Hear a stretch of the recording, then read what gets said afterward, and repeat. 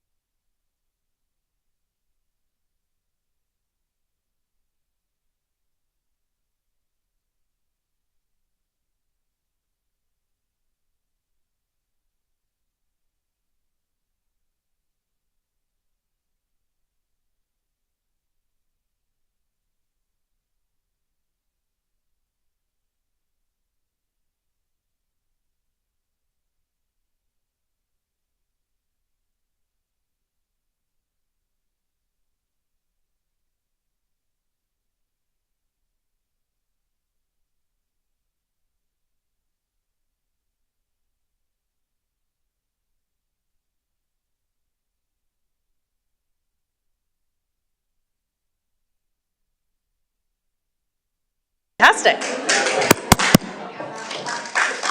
Yes. All right, we will call the meeting back to order at 6:02. There is no report of action taken in closed session. I would now like to turn the floor over to Trustee Johnson for a land acknowledgement. Thank you.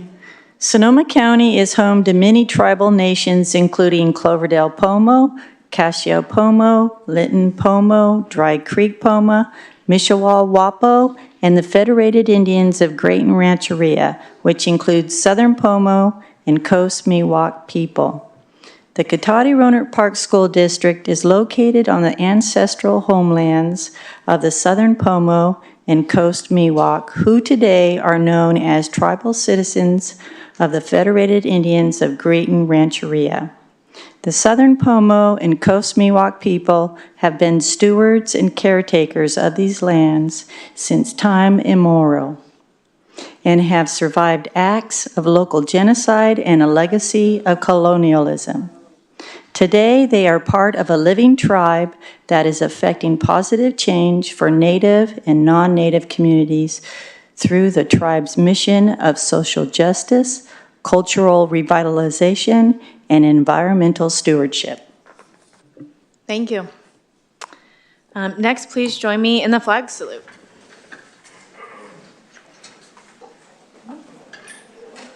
I pledge allegiance to the flag of the United States of America and to the republic for which it stands, one nation, under God, indivisible, with liberty and justice for all.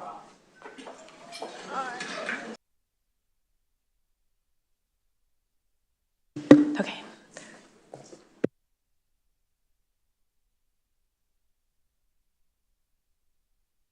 All right. We are going to move to do our school volunteers, and then we will come back to the inventing convention. So, on behalf of the Board of Education and the Cotati-Rohnert Park Unified School District, we extend our heartfelt gratitude for your invaluable contributions to our schools. Your dedication and generous donation of time have made a significant impact in the lives of our students and the overall school community. Your commitment to enhancing the educational experience is truly inspiring. Thank you for being an integral part of our mission to foster a supportive and enriching learning environment. To begin our volunteer acknowledgements, please welcome Principal Maya Russell Nava from Evergreen to introduce her Volunteer of the Year.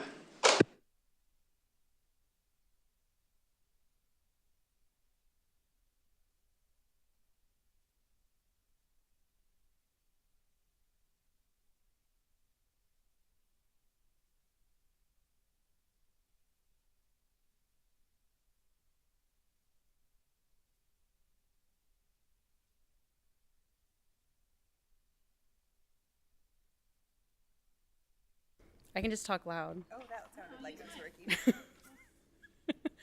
Use my principal voice. Good evening, everybody. I'd like to introduce Heather, who is our amazing PTA president. She was a tremendous help during the Proposition A campaign in walking the neighborhoods, recruiting others. Heather stepped up to be part of our school site council as well and helped us with our facilities planning. She also represents us at our Ed Foundation meetings. She has helped us to run efficient PTA meetings and is not afraid to move us along when we get chatty. She keeps us organized and always keeps an inclusive perspective when planning school events. So I really appreciate all of your hard work this year, and thank you so much.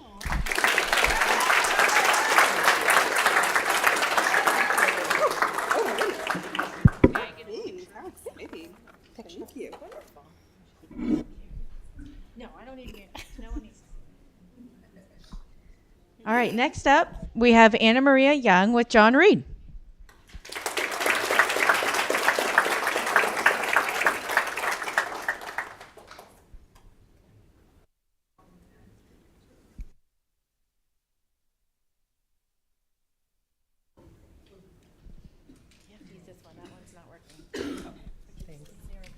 Oh, the camera. Mm-hmm.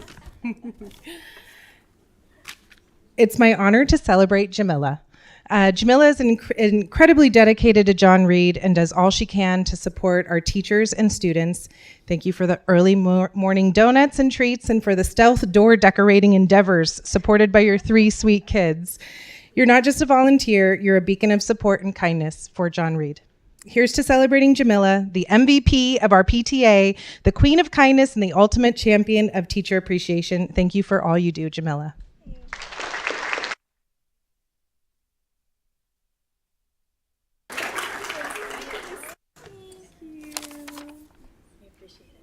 Oh, take her. All right, next we have Rachel Hankerson with Hahn Elementary.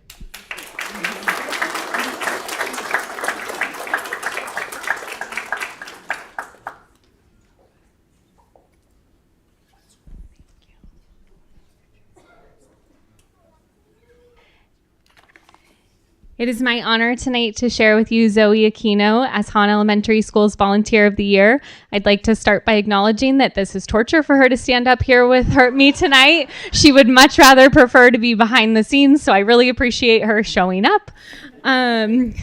Zoe found herself as our PTA president this year. She's helped us build our school culture by putting on over-the-top events. She's put in countless hours finding things to be donated for our school. She's worked hard to find other parents to join our PTA. With the help from her team, they've put on memorable walkathon family events, and most recently, we're able to fully stock our supply room. Zoe, thank you for your countless hours of volunteering, your attention to detail, and your overall ability to welcome everyone and help build our community. Our school would not be what it is without you. Thank you for your hard work.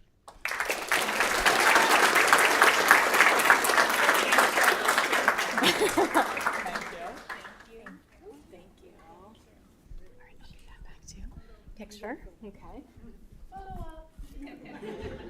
All right, next up we have Rachel Galdames with Monte Vista Elementary.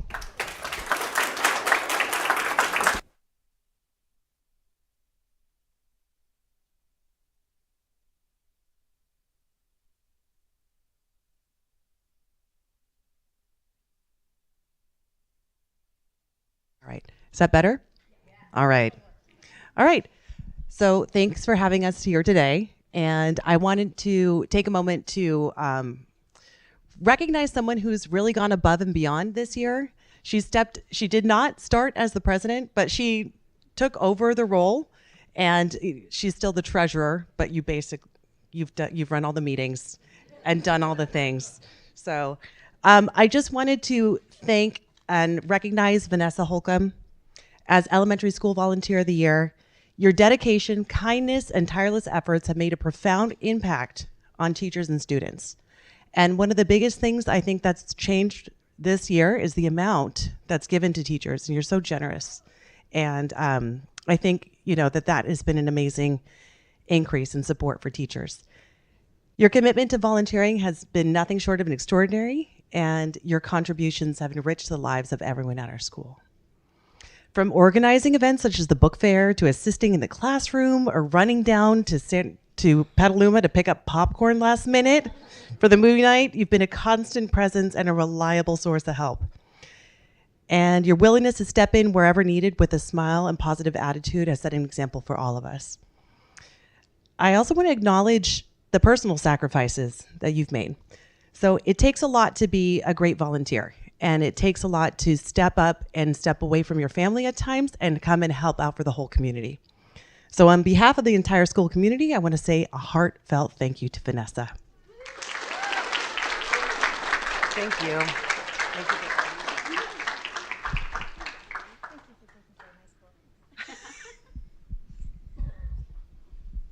All right.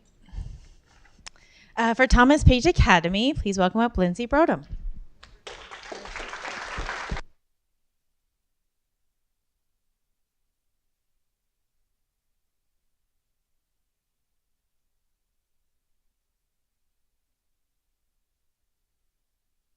Stealing the microphone. Oh, thank you, Michelle.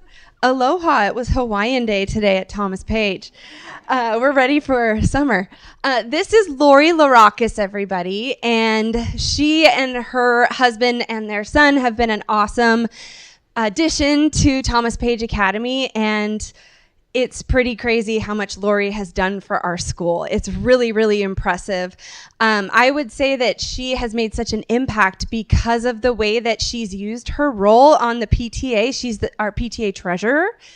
But she's used that role to really impact our school culture and engage parents and get input from families and parents, and then implement what they want to see, creating a more connected community. And I don't know that I've ever seen anyone in that role do it quite the way that you have. We have done all kinds of hands-on family nights this year that were well attended, and we brought back a community dinner that we used to do pre-COVID. And you know how after COVID things kind of just, you had to really like bring them back, right? And Lori played a huge part in doing that. And that's what our families really wanted. It's what our community really wanted. Teachers wanted it, students wanted it, parents wanted it, and Lori really made it happen. And it's not easy. It's a lot of time. It's a lot of effort. It's a lot of energy. It's a lot of time that you don't have to spend making our school a better place, but you do. And you don't have to. And so we are incredibly grateful to you. And we don't want Luke to ever promote. So we will probably keep him in 8th grade next year and then on and on and on and on. A couple of the things that our staff members said about you, Lori, are Lori always steps up to help our school and students and has done a wonderful job.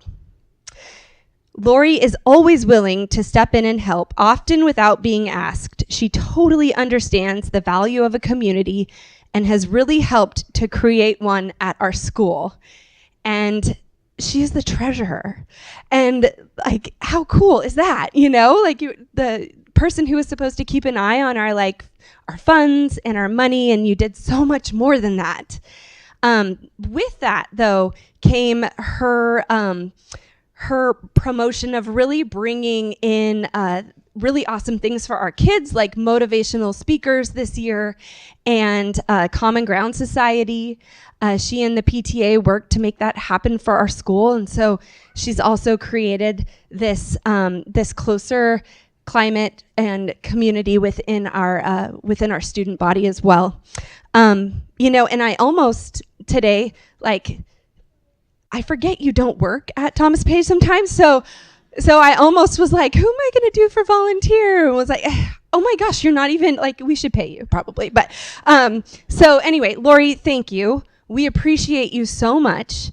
I think that the biggest thing for me is that Lori is a model parent. You really do bring to light the importance of our investment in our students' learning and in our students' school community. And you're a testament to the ripple effect that can have on the entire community. So thank you. You're a wonderful human. Thanks.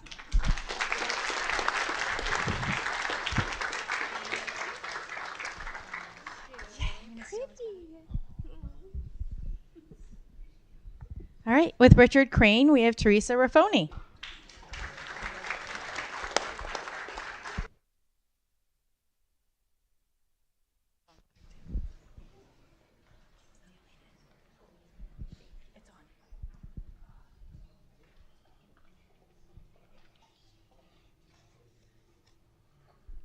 So yes, I messaged Heather this evening making sure she was going to show up, because she's also somebody who is not someone who's always looking for the limelight and attention. So I'm really happy to honor you, Heather, as our Volunteer of the Year for Richard Crane. Heather is the type of person who makes magic happen and is never looking for that recognition. Her dedication and service is purely out of the love for our students and the betterment of our school.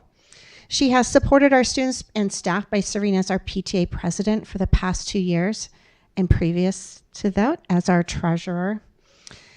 If there's an event at our school, Heather has either organized it, supported it, or attended it. She helps get volunteers there as well.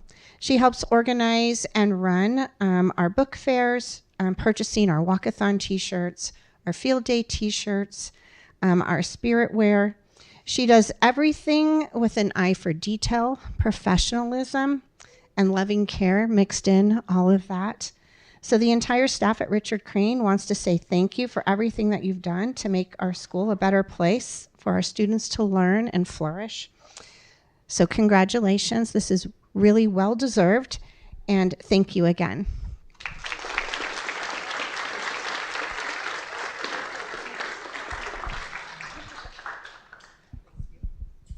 All right, for Lawrence Jones Middle School, we have Meredith Boggs Keenan.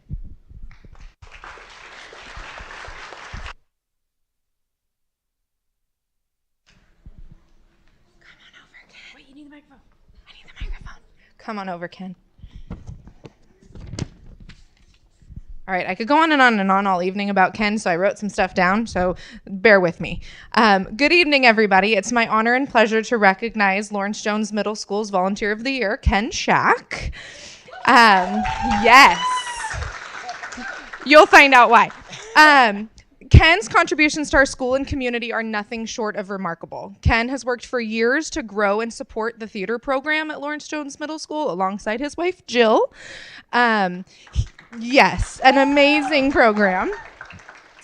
He uses his creativity to design and build sets and costumes for and with our students. He has an ability to transform everyday items into beautiful pieces that elevate the ordinary school play into a robust theater experience. So I just need you to envision helmets, bicycle helmets, being transformed into the heads of gazelles to be a part of the Lion King theater performance. Amazing. His ingenuity and attention to detail bring the stories to life, captivating our audiences and inspiring our students to dream big. He also runs the bake sale at the play, bringing a sweet touch to the events and also fundraising for the program. Ken's contributions extend far beyond the stage, though. He's also a dedicated coach at Lawrence Jones Middle School. He has coached cross country amongst many other teams and does so with enthusiasm and commitment, fostering a spirit of perseverance and teamwork. This year, Ken went above and beyond, crafting signs, creating a campaign, coming to lunch, to encourage students who might not otherwise join the cross country team to give it a try. And he did. The team was successful with over 50 participants, and Ken touched in with each one of them, making sure that they knew that just because they didn't think they were a runner, they had a place on the team, and encouraged them to do their best. His spirit of inclusion is truly unparalleled. Then, following cross-country season, when we found ourselves in a pickle and we didn't have a volleyball coach, Ken said, why not? So Ken traded out his track shoes for some volleyball practices. And even after the season is long over, Ken is hosting open gym so our 6th and 7th grade girls can build their skills to be ready for their next season. He can also be found at every back-to-school night and open house, tirelessly helping to showcase not only our school's community, but the community in our CRP-USD family. He's always finding a way for students to be included and involved. Ken's generosity is not only limited to the Lawrence Jones community. He orchestrates science nights at all of our elementary schools throughout the district.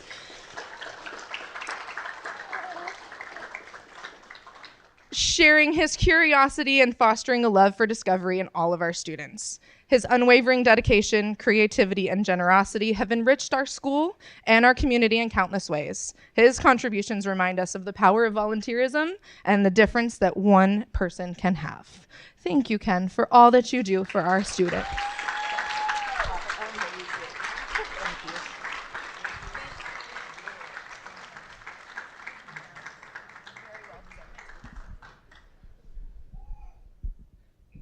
All right, for Tech Middle, we have Josh Brown Herrera.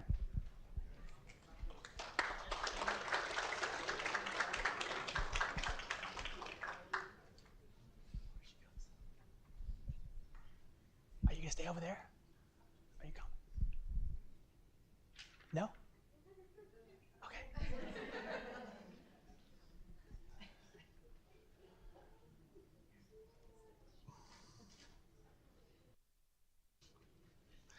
Good evening. It's my pleasure to speak with you tonight to recognize a remarkable individual who has made a significant contribution to our school community, Cecilia Alvario.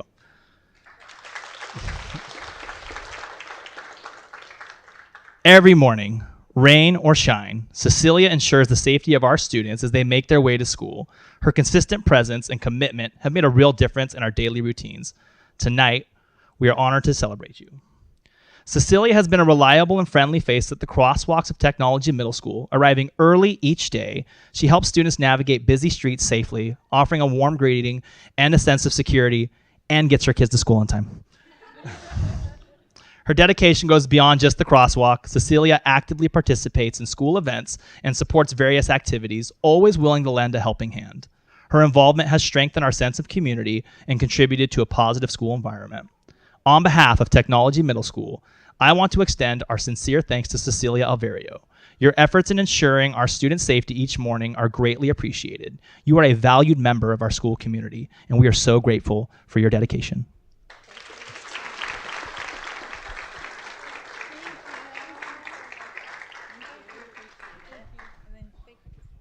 Don't leave yet. You're not excused. All right, with Tech High, we have Michelle Devereaux.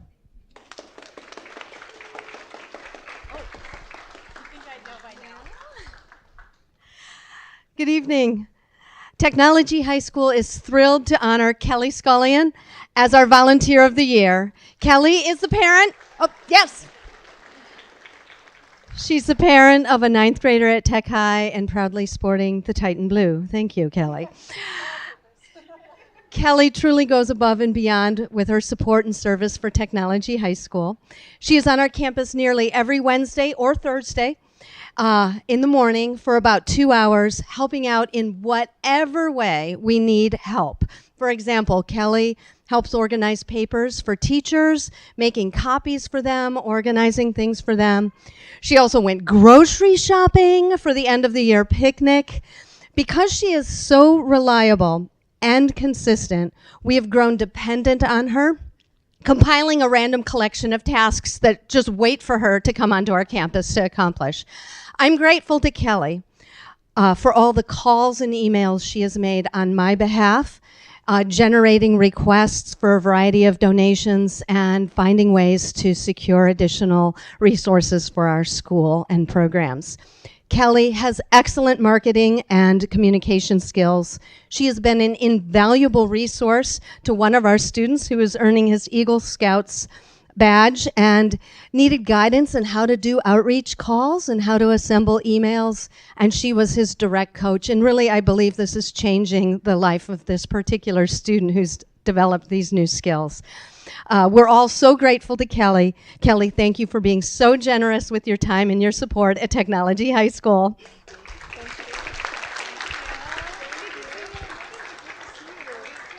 Okay, and then Michelle gets a photo. All right, for Rancho Cotati High School, we have Heather Ramey.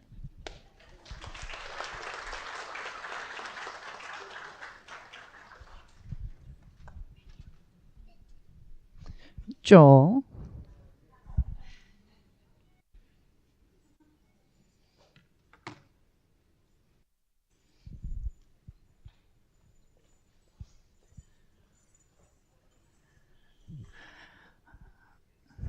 Thank you. I am very honored to have Joel here with me tonight. And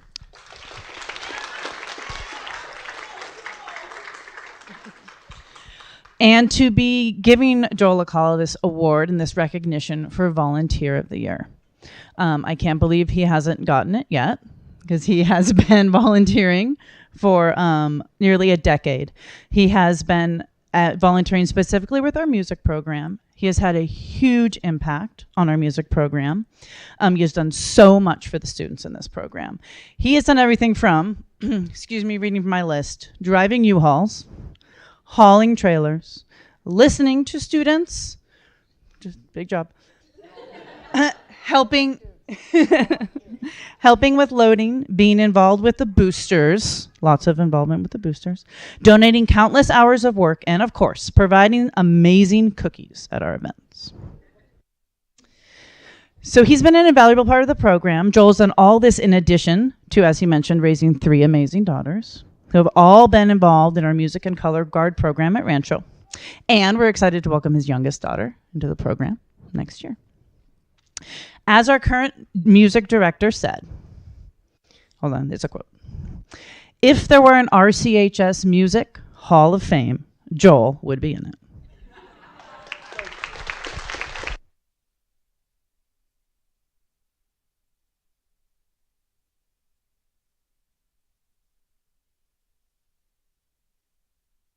Now we would like to invite all the principals and their volunteer of the year up for group photo.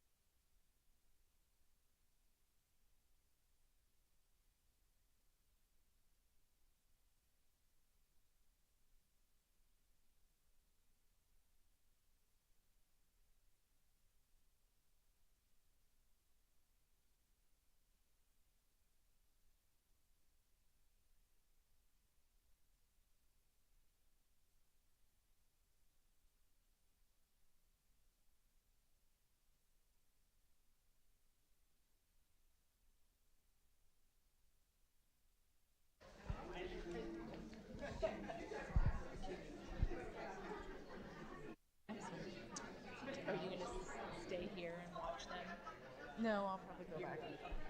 All right.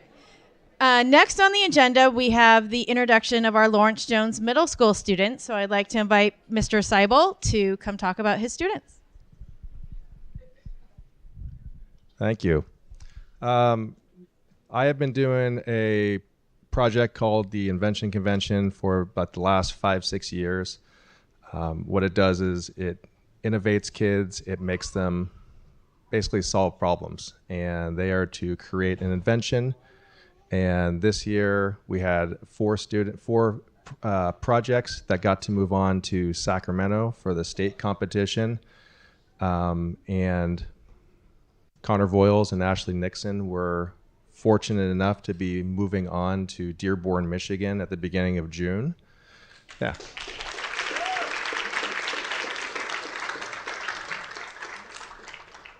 I think about 20 inventions were chosen from this competition. Not only are they moving on, but they got a very prestigious award, Most Marketable Award. And there is a company working with them right now to give them, basically work with them to give them a free provisional patent for their product. Yeah. Yeah.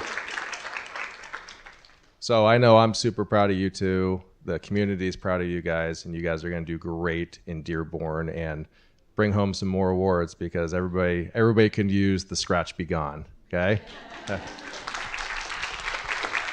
So I can hold up your trifold if you guys want to come talk. Okay, come on. All right. All right.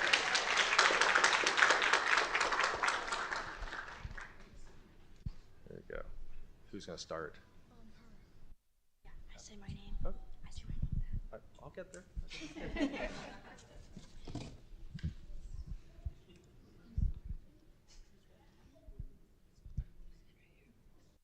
My name is Ashley Nixon and Connor Voiles, and we invented the Scratch Be Gone. Are you a dog owner who loves taking your dogs on car rides? And doesn't your dog just love to stick their head out the window? If so, the Scratch Be Gone is the perfect invention for you.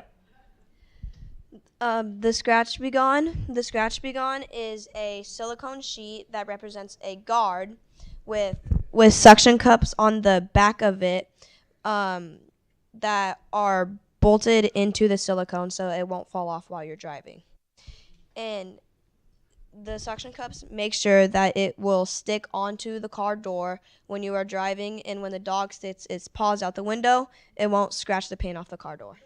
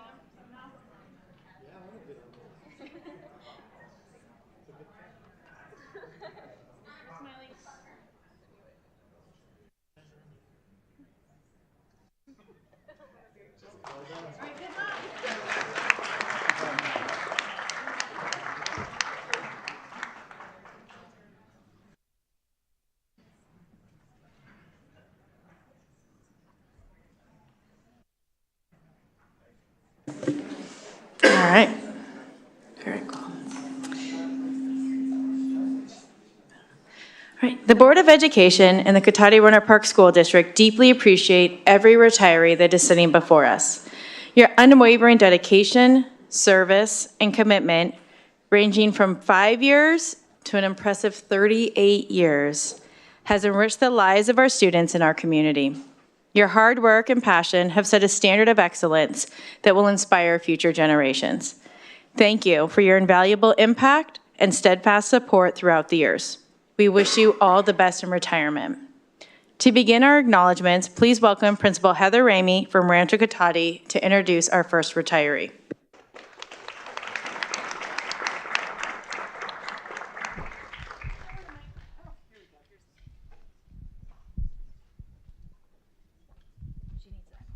Hold on, you need this. Nancy, come on up.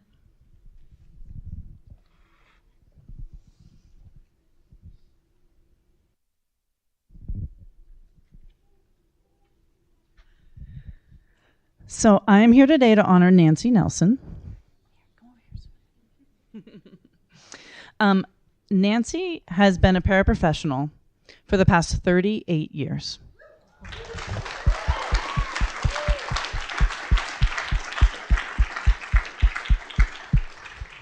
She has provided steadfast support and a solid home for our special education students in our SDC program for almost 4 decades. Ms. Nelson is a person who consistently goes above and beyond her duties. As a teacher told me just this week, that she is the hardest worker ever, period. A few examples of her commitment include, just this year, during Teacher Appreciation Week, the classroom that she was in decided to do a charcuterie board for all of the teachers.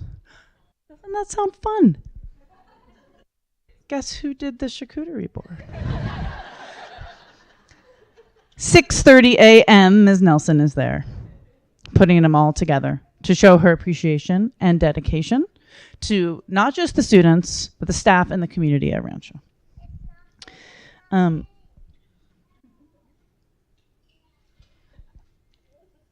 Also, just this year,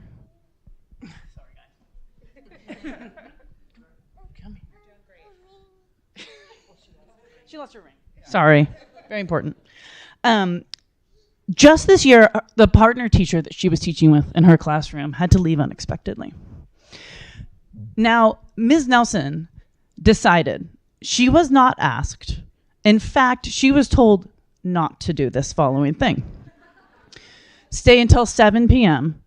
writing lesson plans for the next day because she wanted to ensure that her students got an uninterrupted education. For the record, we told her not to do that.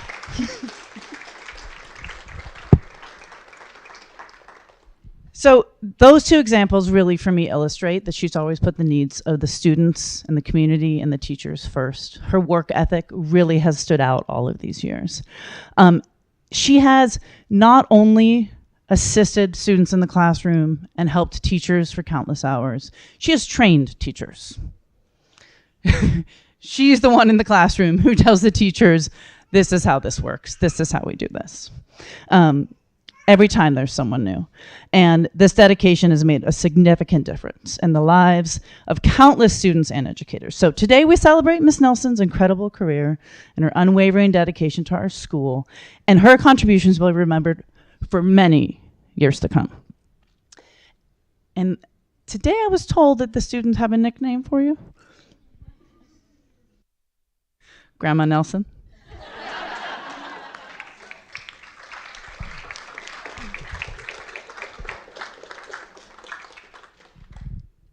And that's because that she really does take care of them. Very, very deeply cares for them, and they see that. Okay, so thank you so much, Ms. Nelson, for everything you have done. You will be remembered for years to come, and you will be missed.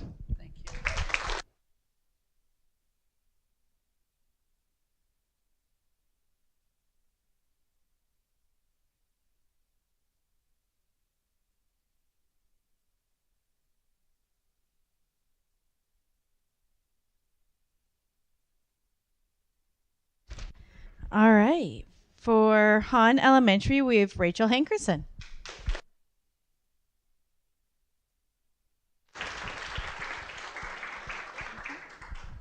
All right, and Sandy Smith and Lynn Line have requested that they get to stand up here together because, not unlike my volunteer of the year, they also don't love the spotlight. So come on up. And I'm going to start by giving them their pins. They have both dedicated 35 years to our district. And I wasn't going to say this, but since they gave a request that I'm letting them do, then I feel like I can say this. So I started thinking, over the last few weeks, gosh, what would it have been like 35 years ago teaching? And I thought, they wouldn't have even have had a computer in their class. And then I thought, they had to teach distance learning. Like, if I could go back in time and tell them their first year of teaching, they would do a year on the computer from their homes with 20-something kids on computers in their homes. I wonder if they would still be here tonight. So I have a speech for each of them, but I figured I would start with thinking of that fun little story and how 35 years is a long time. So your 35-year pins, you both definitely deserve.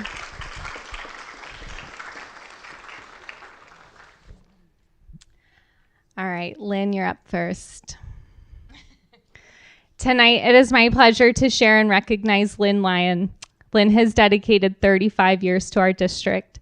She started at John Reed, where she taught 2 years of kindergarten, then moved on to 3rd grade, where she found her sweet spot and where she would spend the rest of her career. After 8 years at John Reed, she moved to Goldridge and was there until it closed in 2008. Since then, she's been a wonderful teacher at Hahn for the past 17 years. When I think about Lynn, I think of her calm, steady, and go-with-the-flow personality. Lynn is a professional. She's not one to complain and follows through on what she says she'll do. Even during distance learning, which was out of her comfort zone, she never complained and engaged with students online every day. Each day, she greets students at the door before they enter her class. Her classroom always has a calm vibe. It's one of my favorite classrooms to go into because students are so engaged that I can sneak in and be a fly on the wall before anyone even recognizes me. Lynn cares greatly for each of her students. Her calm demeanor and predictable routines let each child know that they are loved and cared for. Lynn truly enjoys her students. Ask her to share her stories, and she will chuckle about the funny things that her students say and do. It's clear that she loves their quirks and differences. She loves to dig deeper into arts and culture. She often passes on her love of music and art to her students. She teaches her students how to play song flutes, and I recently talked with a former student who shared that Miss Lyon's introduction to song flutes in 3rd grade led a passion for her to continue her journey into music, which led to musical theater, and lucky for us, that student is the co-director of our play happening right now. Lynn was the teacher leader for our school art docent program for many years. She shared about an artist each month at our life skill assemblies. Oh no, this is why I don't print things. Okay, well. Walk into her class and you'll see beautiful paintings and drawings that her students have created. For many years, she led all of our 3rd grade students through drawings of self-portraits, many of which families have shared are their forever keepsakes and are still on their walls. Lynn also reaches students through Rockstar PE lessons. She teaches a unit on hockey and tennis. And in her retirement, she's looking forward to giving back to volunteering at the animal shelter. Lynn, we wish you the best in retirement. We hope to see you at trivia nights and outdoor musical events around town. Enjoy retirement.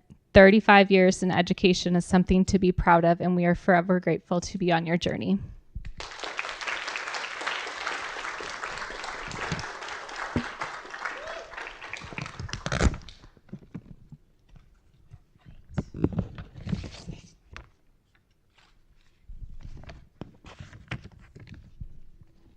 Sorry, again, printers. All right, Sandy Smith. For the last 35 years, Sandy has taught our youngest students. She's been in kindergarten every year except for one, which she taught a K-1 combo. She started at La Fiesta in 1989 and taught there for 19 years. She moved to TPA when La Fiesta closed in 2008, and in 2014, she came to Hahn. In 2003, she started team teaching with Teresa Raffoni. They decided to take the wall down between their rooms and had one big room. They even had 1 year where they had 66 kids in their classroom. It was before class size reduction. And they were the dynamic duo. Over the last few weeks, I've been thinking about writing this speech, and the word believer kept popping into my mind.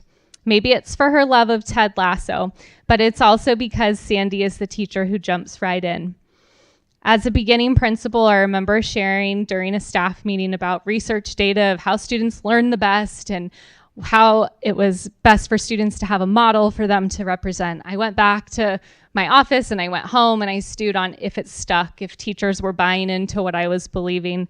And the next morning, Sandy was at my door, and as she often does, she knocked and she said, "Do you have a sec?" And I said, "Yeah." And she goes, "I made this model. What do you think?" And it was exactly what I needed in that moment of reassurance that we were on the right track. Driven by data, she's constantly monitoring her students' progress. Sandy loves to celebrate when her students reach a new milestone and isn't afraid to ask for guidance if her students need more support. At her core, she believes that all students can learn. Believer.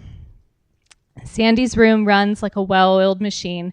Walk into her room and you'll see kids playing at the rug, students working at tables and centers, and Mrs. Smith typically at her back kidney table working with students in a small group. Having a bad day? Be sure to stop by room 35 and ask her for her students to show you how cute they are. Her students always have a song to sing, and their smiles will brighten any day.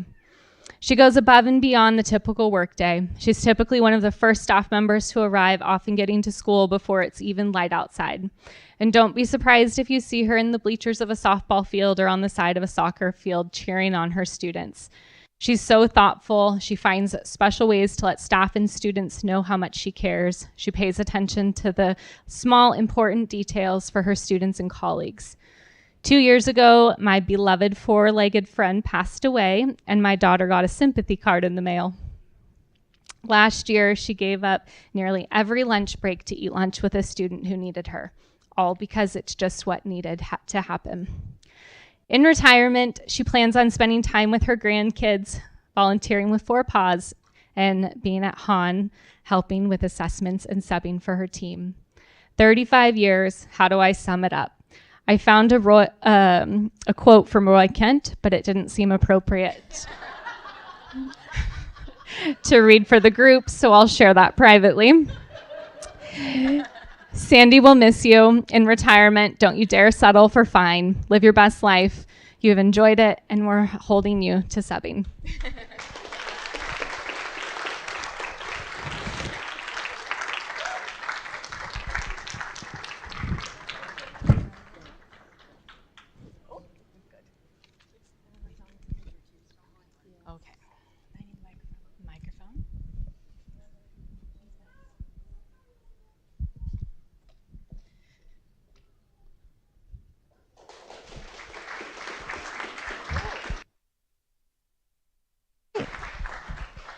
Next up, with the district office, we have Matt Marshall.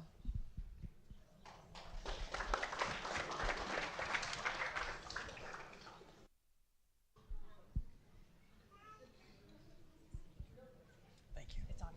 Okay.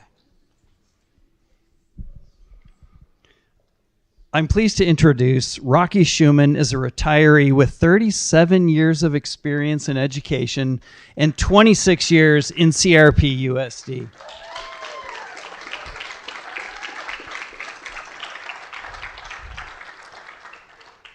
Rocky began teaching in 1987 in a special day class in Southern California. Just for reference, the biggest hit song that year was Walk Like an Egyptian by the Bangles. The #1 album was U2's Joshua Tree. And the top movie of 1987, or a top movie, was The Princess Bride. And lo and behold, the president of the United States was Ronald Reagan. You're an old dude. Rocky came to CRPUSD in 1998 from SCO to work as an inclusion specialist supporting students with significant disabilities. Rocky loved this work, and he quickly gained a reputation as a superb educator who had a real passion for supporting students with disabilities. Rocky's kind, caring, and joyful personality was transformative for the students in his care, which can still be seen daily in his interactions with El Camino and Rancho students. In 2013, Rocky became the district's first preschool teacher and did such a terrific job, the superintendent asked Rocky to get his administrative credential. There's a compliment. Rocky dove in and in 2016 began his first administrative job as an assistant principal. In 2019, the superintendent assigned Rocky to work in student services with me. And basically, the legend of the dynamic duo was born. Although we both think we're Batman. Neither one of us want to be Robin for whatever reason. For the next 3 years, I had the pleasure of working with Rocky every day. Because of Rocky's caring personality and ability to relate so well with kids, he quickly became the district's restorative expert. Principals and assistant principals would call student services every week asking if Rocky could head to their sites and support students and staff. Rocky worked diligently monitoring district-wide attendance and worked with many of our families who had difficulty getting to school every day, which the result of your work is we had better attendance rates. So great job, buddy. Rocky's restorative work also helped reduce our suspension rates. I have to say I feel blessed to have had the pleasure of working with Rocky for 3 years and that our department did some of its best work when you were on our team, buddy. In 2021, Rocky was moved out of student services as he became the district's COVID coordinator. No easy assignment that. Rocky had to work with many educational partners inside and outside the district, which required long days and nights on the job. Many of us remember the lines of students waiting each morning to get their temperatures taken before starting school and the massive effort to coordinate hundreds of student exclusions from school. I'm sure Rocky remembers all too well the ever-changing COVID guidance coming out of the CDC, the CDPH, and OSHA, often conflicting with one another. Rocky played a major role in coordinating the district's COVID response, and we all owe him a debt of gratitude for the endless days and nights he spent working behind the scenes to ensure our return to live instruction was done both safely for all of our students and staff. Thank you for that, Rocky.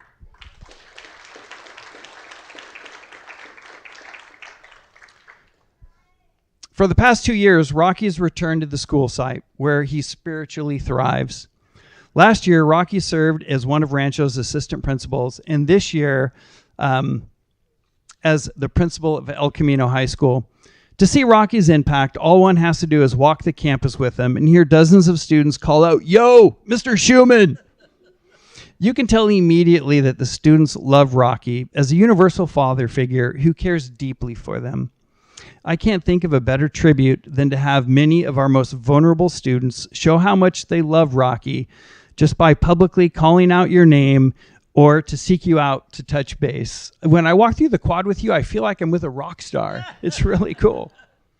So here are some of Rocky's fond memories in his own words. Teachers and those working in education are among the most genuine, kind, and caring people on the planet. I have had the honor and pleasure to work with and associate with them my entire career. Some have become my friends along the way, including my best friend, John. I'm not on that list, dude. Yeah, there you go. Sounds good. One of my students with Down syndrome made Rancho's varsity football team and was crowned homecoming king that year. That affirmed for me that we had made great strides in our efforts to foster an inclusive environment among our students.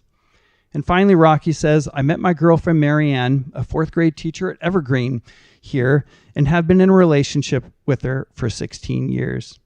So in closing, Rocky, I want to thank you for your lifetime of service in the noblest of professions and wish you a joyous, fulfilling, and fun retirement. It has been an honor to work beside you and call you my friend. And by the way, I'm Batman. Thank you, buddy. Love you too, man. Hanging out.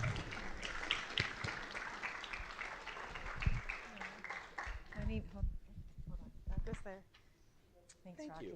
Thank you. And then Rochelle, let's take a picture.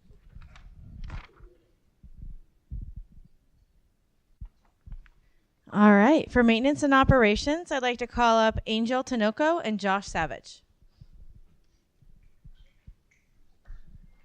Thank you. So we're going to do this in English and Spanish. So it's with great pleasure that I get to recognize and applaud the dedication and hard work of Yolanda Hernandez.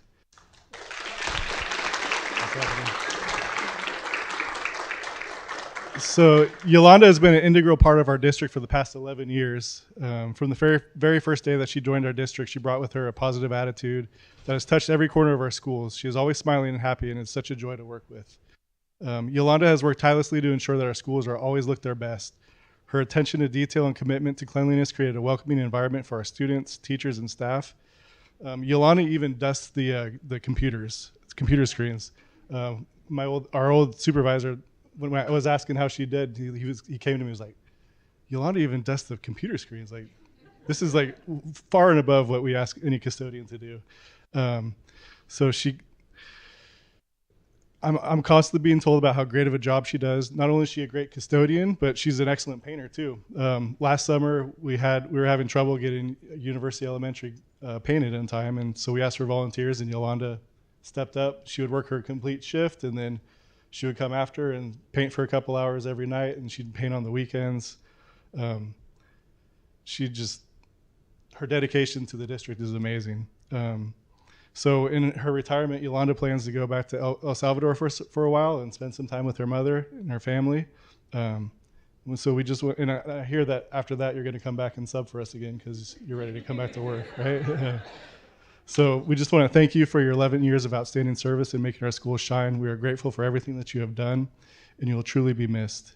Enjoy your retirement and know that you'll always have a special place in our hearts.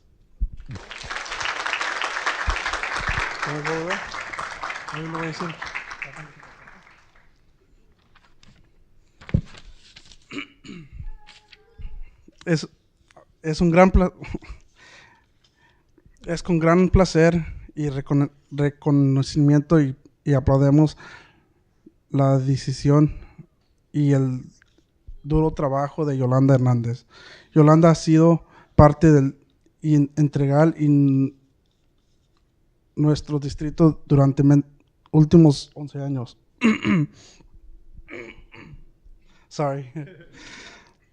Desde el primer día que se unió a nuestro distrito, trajo consigo una actitud positiva que ha tocado a todos los rincones de nuestras escuelas. Siempre está sonriente y feliz y es un placer trabajar con ella. Yolanda ha trabajado incansablemente para asegurar que nuestras escuelas siempre sean vida mejor posible.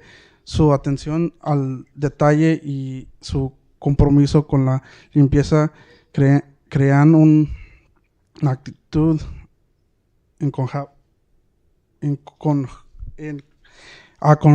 acogedor para nuestros estudiantes, profesionales y personal.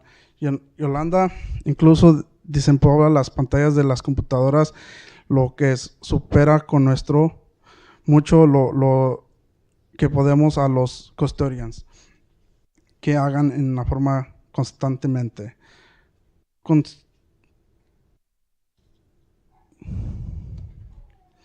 No solamente es una buena custodian, sino que también es una buena pintora. En el verano pasado pintamos la escuela UELF y estábamos atrasados, así que pedimos voluntarios que nos ayudaran de buena gana. Ella dijo que sí y que buen trabajo, que hizo. Ella trabajó su turno regular, después iba a pintar durante varias horas más. Es difícil contener a alguna persona con tanto talento. Yolanda planea volver a El Salvador para pasar tiempo con su familia y su mamá una vez que se jubile. Muchas gracias por sus 11 años de excelente servicio y por hacer nuestras escuelas brillar. Nos estamos agradecidamente por todo lo que ha hecho y realmente la vamos a echar de menos. Disfrute su jubilación y siempre sepa que la tenemos en un lugar en nuestro corazón. Muchas gracias.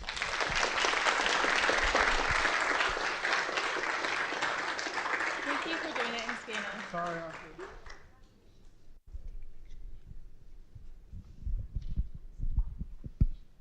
All right, for our Labath, we have Courtney Wright.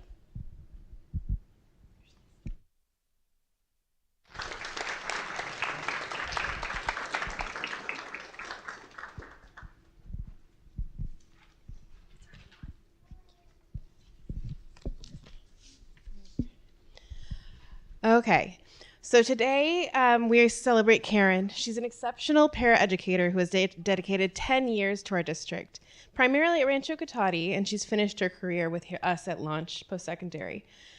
Over the past year, I've had the privilege of working closely with Karen, and her dedication and compassion have been truly inspiring.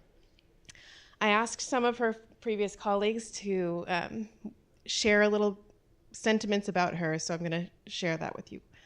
Heather Triplett, who is our current ed specialist, shares that Karen is very thoughtful, hardworking, and deeply cares about the students. She is a team player who never complains about small things. She has been a great asset to the team, and I will miss her, but wish her only the best.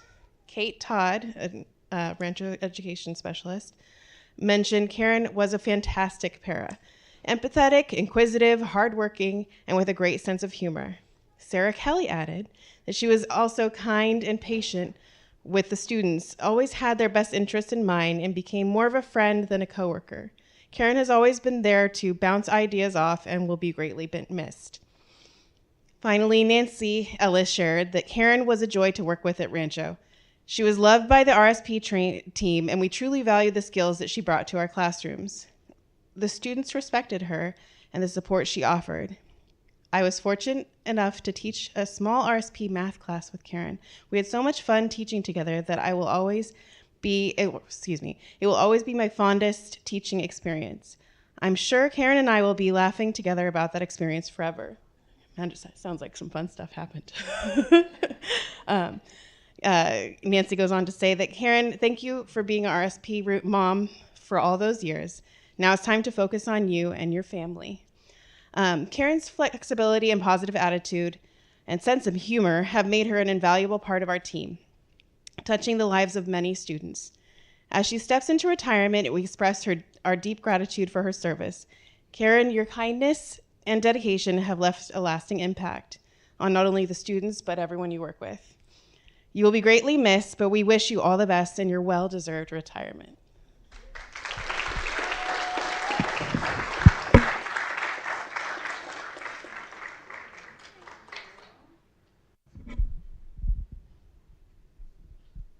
All right, for Monte Vista, we have Rachel Galdames.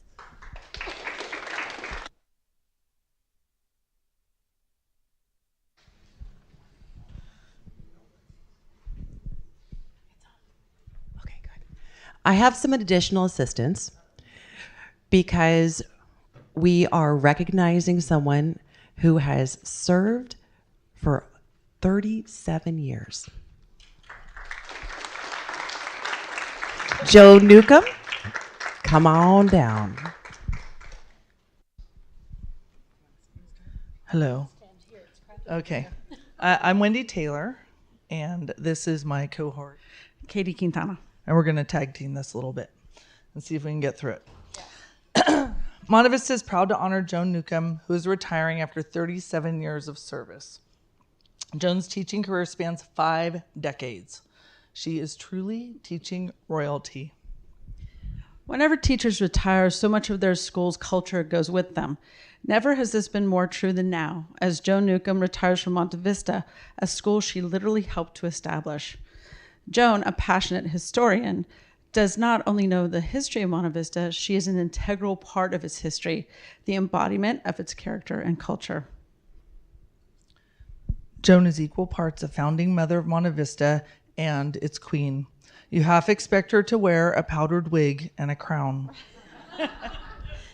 Joan began her 37-year-long career as a student teacher at John Reed.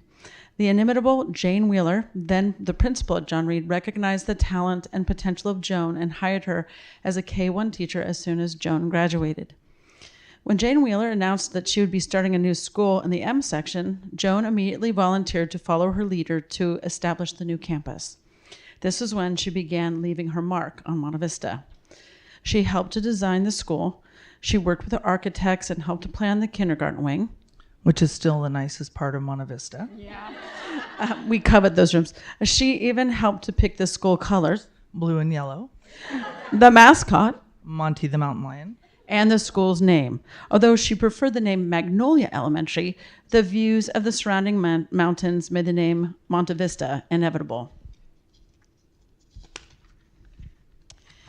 Joan loves to tell stories about the early days of Monte Vista, when on opening day, personnel had to wear hard hats, when there were some rooms without running water, and about the episode when they had to coax a kindergartner down off one of the bulldozers that was parked on campus. And Joan often jokes that she is older than the dirt at Monte Vista, which is actually true because she said she saw them bring the dirt in. Like a sovereign ruler, Joan has reigned over the realm of knowledge with unmatched dignity and dedication. Joan's excellence was so immediately apparent that it has been recognized in the Cotati-Rohnert Park Unified School District, as well as beyond the borders of Sonoma County. During her time in CRPUSD, Joan served as an Autodesk Education Foundation presenter, a project-based learning mentor, and a peer assistance and coaching mentor. Joan is proudest of her work as a Sonoma State teaching mentor for 30 plus years. Her student teachers have gone on to become outstanding teachers, many of whom work in our district. During her career, Joan has received many accolades. She was recipient of the Fulbright Award in 1999, where she served as an emissary to Japan. In the year 2000, Joan was chosen to participate in a program at Colonial Williamsburg, where she was trained and wrote history curriculum. She was also a teaching American history leader for 4 years. This position allowed Joan to participate in summer field trips for teachers to Philadelphia, Boston, and the Plymouth Plantation. Oh, sorry, I was so worried about Rachel getting the mic. It was the Plymouth Plantation. Yeah. So this is a little bit of a surprise, but I want to let you know tonight that you are also receiving the award for the 21st Century Teacher of the Year.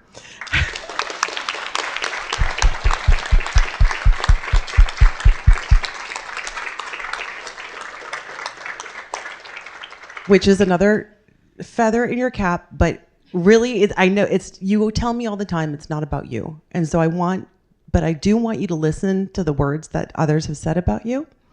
So this is a letter from a parent. I'm writing to enthusiastically recommend Ms. Newcomb for Teacher of the Year Award. As a former student of Ms. Newcomb and as a parent of a current third grade student in her class, I have the privilege of witnessing firsthand her exceptional dedication, passion, and transformative impact on our students. Ms. Newcomb has consistently demonstrated an unwavering commitment to her students' academic growth and personal development. Her teaching methods, combined with her genuine care and support for each student, create an engaging and nurturing learning environment. And I often say, I just love being in your classroom. It makes me feel like magic is happening. You're a remarkable educator who's shaped and molded young minds for decades, leaving a lasting impact. So she's talking about back when she was a student. So during her time as a student, you instilled a love of learning and an awareness of the world beyond her own city. So this was during the time where you were in Japan. And you had the whole class read Sadako?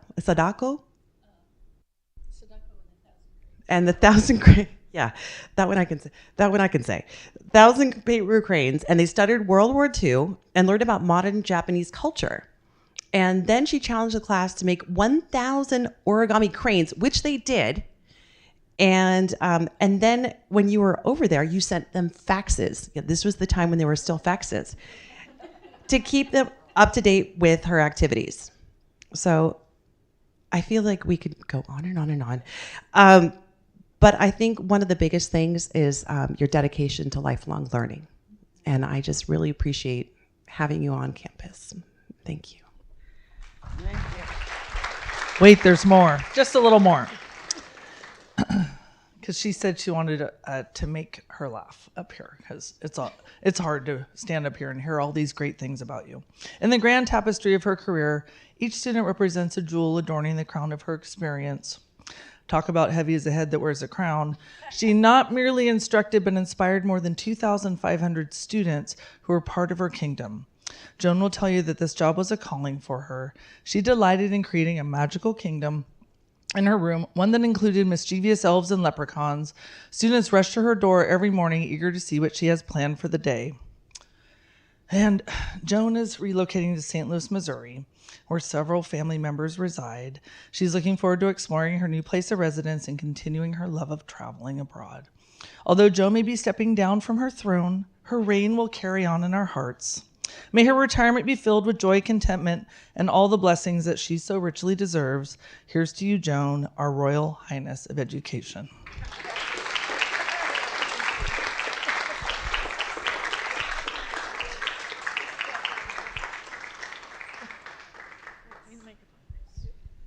Oh, you're still going. Wait, don't leave. You got it. Wait. You have to get your picture too. Sorry. Still get the microphone.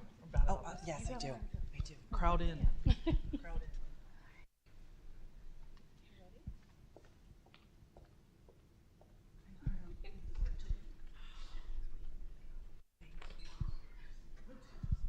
in. Okay, we've got more to go. So, without further ado, I'd like to invite Diane Moser to come on up, please. Let's give her a round of applause.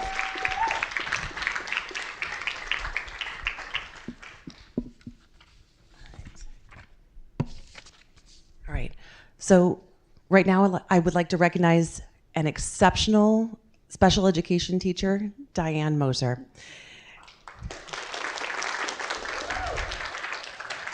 So, Diane, your commitment to our students has been nothing short of extraordinary.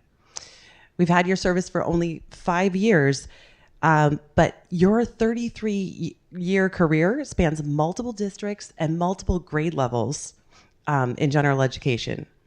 So, after a 25-year teaching career, she's telling me this morning, she couldn't get enough of the classroom. So she went right back in, and she was long-term subbing. And then she decided she was going to come over and sub in Cotati Rohnert Park schools. She took over the K1 SDC class and decided she was going to stay for a few years. So it was an amazing commitment. I just want to let you know that we see how much of your heart and soul is poured into your work, and you ensure that every child receives support and encouragement, no matter where they are on that day. Your patience, creativity, and unwavering belief in the potential of every student has made a profound difference in our school community. You see the ability beyond the challenges, and you recognize the unique strengths and talents of each child. And it's wonderful to watch the joy on your face. I asked you just this afternoon what you remembered about your time. The first thing you talked about was watching the kids learn to read. And there are a couple kids that came in as non-readers at the beginning of the year, and now they're leaving your room as readers. They are leaving your room. Sorry, I'm getting tried. They're leaving your room with the ability and the skills that they will need to be successful in life. Your dedication goes beyond the classroom. You advocate for your students, you advocate for your parents, and you collaborate on a daily basis. as you embark on this new chapter of your life, traveling with your husband, we want you to know how deeply grateful we are for your service. So thank you so much for everything you have given to Monte Vista.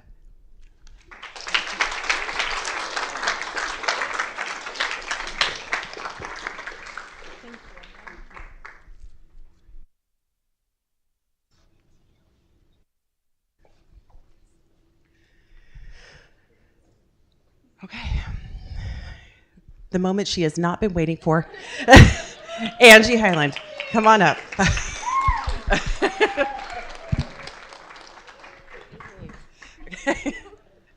Another one who does not like to be in the spotlight. Only but at school. Yeah, she's in the spotlight at school.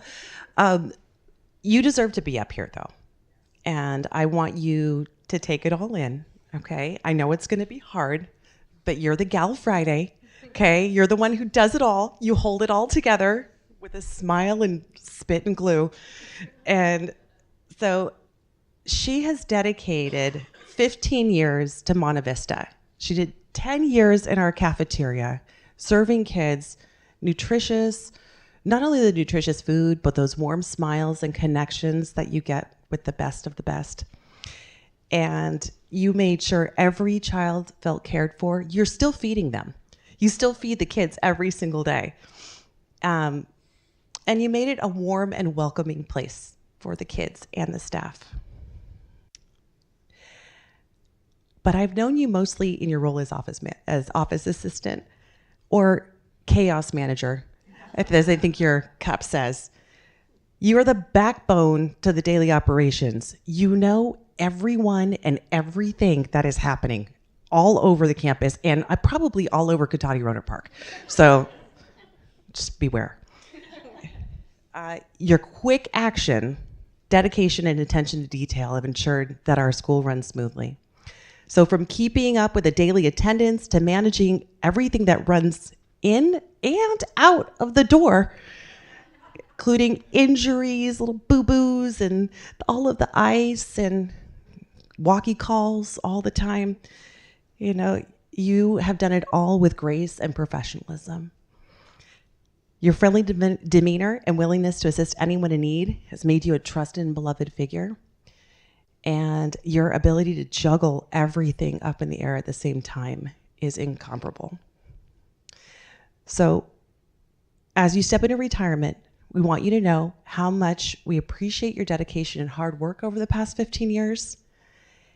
And we wish you the greatest happiness, relaxation, and enjoy this chapter as Nana. Okay? Thank you so much for everything you've done.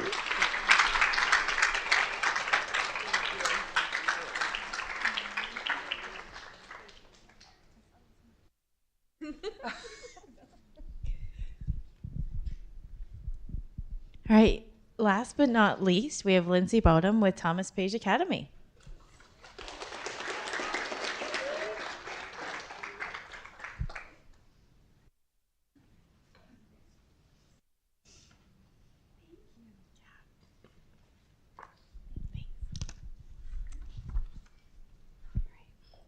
Well, I'm going to speak about two retirees today, two of the most caring, authentic, genuine, kind people that I've ever met.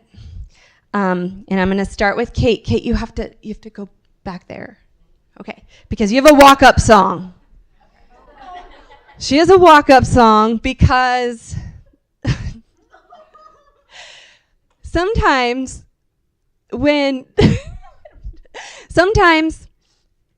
you know, we just would take a moment. And Kate loves to sing. She loves to dance. She actually has a background in theater. But it was very cathartic. Sometimes we just need to take a second and shut the world out for just like 1 second. And this is what Teresa leaves. And so this is the appropriate walk-up song for Catherine Woods. And now that she's retiring, actually the words, like if you listen to the lyrics, it's kind of perfect. So stroll on up, Kate. Okay.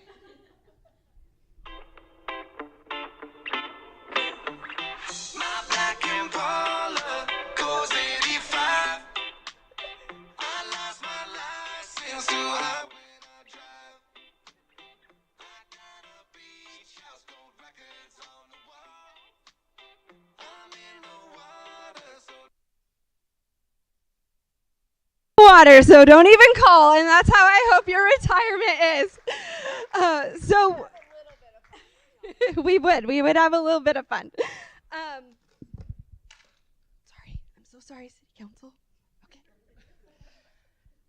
So it is with appreciation, excitement, and also some sadness that I honor the impactful career and the retirement of our extraordinary assistant principal, Catherine Woods, who has been a vital part of our school community for the past 3 years and our district community for 19 years. During her 19 years in our school district, Kate has served as a humanities teacher at Creekside Middle School, English and AP Lit teacher at Technology High School, assistant principal at Tech High, district curriculum specialist, virtual learning academy principal, and Thomas Page Academy assistant principal for 3 years. One thing about Kate is that everywhere she goes, people just love her because she is so kind and so caring and so genuine. That I know that when she left Tech High and took on some different roles and then came to Thomas Page, she was so missed at Tech High because of the relationships with students and with teachers and with the whole community that she had formed there as a teacher and as an administrator. From day one as assistant principal at Thomas Page Academy, which was a completely new experience for you, because you had come from the high school setting and just a new experience, Kate has shown a unique compassion for our students. And it's notable, everybody knows that she's always willing to listen to their needs and ensure that they feel heard, ensure that they feel valued. Her deep commitment to fostering a supportive and inclusive environment has been inspiring to me. I've learned a lot from you and our colleagues. In fact, staff members at Thomas Page had this to say about Ms. Woods. Kate genuinely cares about every single student. She will be so missed. Kate is an administrator who students always know will listen to them and show empathy and understanding. Her commitment to Safe School Ambassadors has had a positive impact on our school. So those are some of the nice things. One of Kate's most significant contributions has been the formation and leadership over Safe School Ambassadors. And she brought that program to Thomas Page Academy at a time when it was really meaningful and valuable to us, and it was really needed. This initiative, which has profoundly impacted our school culture and climate, reflects her passion for creating safe and nurturing space for all students. Through this program, she's empowered students to take active roles in acting with integrity through promoting kindness, inclusivity, respect, and understanding within our school and within social systems, especially at the middle school level where it is so needed. Our community also appreciates the way Ms. Woods has employed restorative practices, helping to strengthen relationships within our community. Ms. Woods' ability to connect with students on a personal level, combined with her dedication, has left a mark on our community. She has been a guiding light for our students, offering not just academic and behavioral support, but also the emotional and moral guidance that students need in order to thrive. Kate has 6 adult children. She has stepchildren, step-grandchildren, family all over the United States and all over the world, including Ohio, New Mexico, Italy, Washington State, and Mexico. She's looking forward to visiting them all in retirement. She has a lot to do. She will kick off her retirement with a 6-week epic road trip visiting family and friends all over the U.S., and you deserve it, so enjoy it. As we say goodbye to Kate, we are reminded of the tremendous impact she's had on all of us, especially our students. Her compassion, leadership, and care will continue to inspire and guide our school for years to come. Personally, I am deeply appreciative of the partnership, the guidance, all the listening, the advice, the patience, and friendship that you have shown to me over the last 3 years. I'm not sure that I have ever met a kinder, more pure-hearted person than you. Thank you, Kate, for your incredible service, your friendship, and for your care for our precious students and our whole community, which you have just come to love so much. And I'm so happy because she's going to come back next year to volunteer and eventually to like sub here and there and be around, and the kids are just going to be so happy and so thrilled to see her. And so I'm really happy for them that you're going to be doing that. We wish you all the best in your well-deserved retirement. You will be very missed, and make sure that you're in the water, right? So, and we'll leave you alone. We won't call you all the time, but have truly a wonderful retirement. It's well-deserved. Thank you.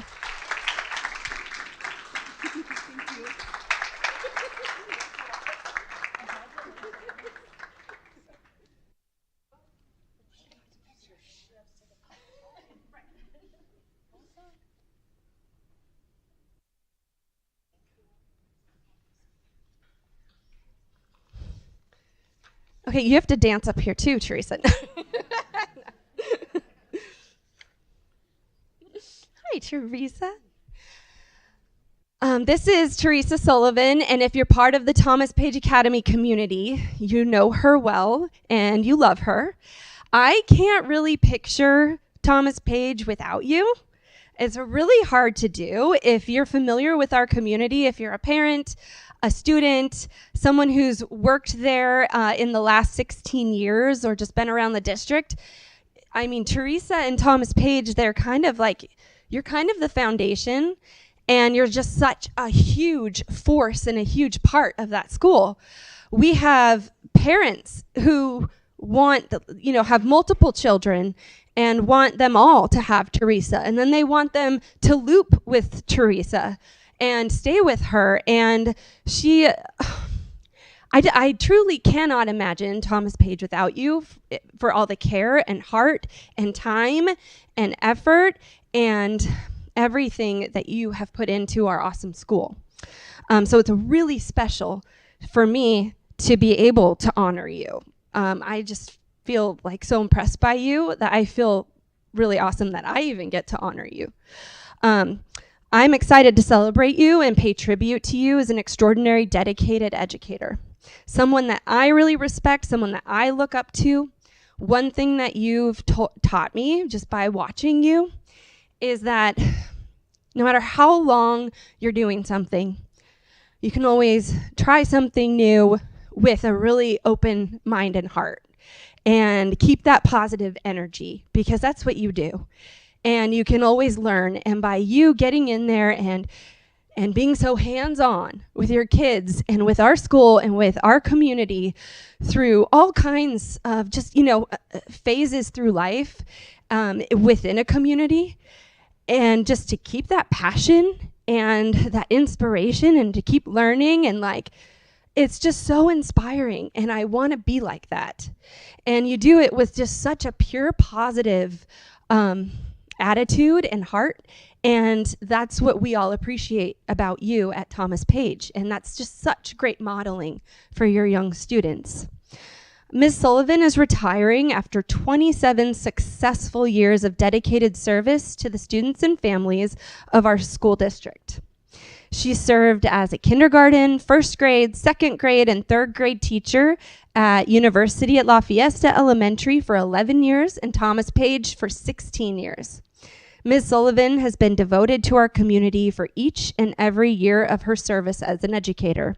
Her dedication to Cotati Roanoke Park Unified School District should be recognized and appreciated. She's just been so loyal and devoted to our school district. For nearly 3 decades, Teresa has been more than just a teacher. She's been a cornerstone of our community. Her commitment to education and genuine care for each and every student and every family has touched countless lives and shaped the future of our community in really positive, profound ways. It's abundantly clear that one of Ms. Sullivan's core values is service. She is constantly going above and beyond to serve others. She does this in her personal life. She's like this as a colleague. She is just a servant. She has a heart of gold and lives to make the community and the world a better place. And she's made our students better, our school better, and our entire community stronger. She's been an instrumental proponent of our school's gardening program, connecting students with nature in service to their community as well. Ms. Sullivan has also headed up our relationship with the Accordion Festival, which we are so appreciative for, because that connection allows us to really be kind of spoiled by the Accordion Festival, and it has allowed us to bring the arts to our school in a really unique and awesome way for our students in all different forms, every type of arts that you can imagine. We've had at our school, and we've exposed our students to, largely because of Teresa's work and because of her relationship with others, her relationships with others. Ms. Sullivan demonstrates her understanding of the importance of connecting with families by serving as our teacher representative on our PTA and always attending our family events at Thomas Page Academy. She is at every event. Kids love to see her. I love to see her there. Teachers love to see her there. Parents love to see her there. And she believes in those community events. Throughout the years, Teresa has volunteered to serve on every kind of committee in such a positive way. And through it all, she is known for her constant, authentic kindness. Ms. Sullivan's work has helped build a stronger, more connected community, and her legacy will continue. As we celebrate Teresa's incredible career, we also acknowledge the profound loss we will feel as she retires. However, we're comforted by the knowledge that her influence will be felt for many years to come through the lives she has touched and the positivity she has sparked at our school. Teresa's colleagues adore her, they respect her, and they understand the void that her absence will create at TPA next year. And they have this to say about her. Teresa is a team player, always willing to share ideas and strategies. TPA will really miss her. Teresa is part of TPA's foundation. She is responsible for many of the programs and supports that help to make our school unique. They also said the impact she has on our school culture will be greatly missed. Nice things that your colleagues said. We are thrilled, however, for Teresa too, and that she can have more time now to stop and literally smell the roses. Teresa loves the outdoors, and she's looking forward to camping and hiking and spending more time with family and getting lots and lots of beach time in retirement. She also hopes to be able to substitute teach at Thomas Page in the future, which our families are very happy to learn about, and our students will love that.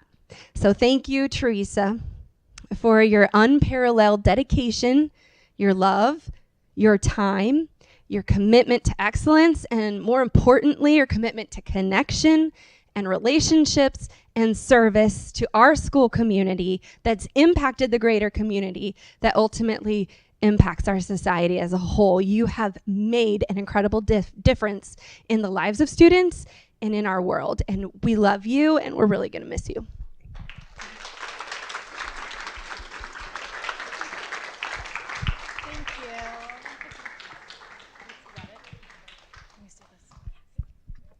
All right. So if we can have all of our speakers and retirees come up so that Rochelle can get the group photo.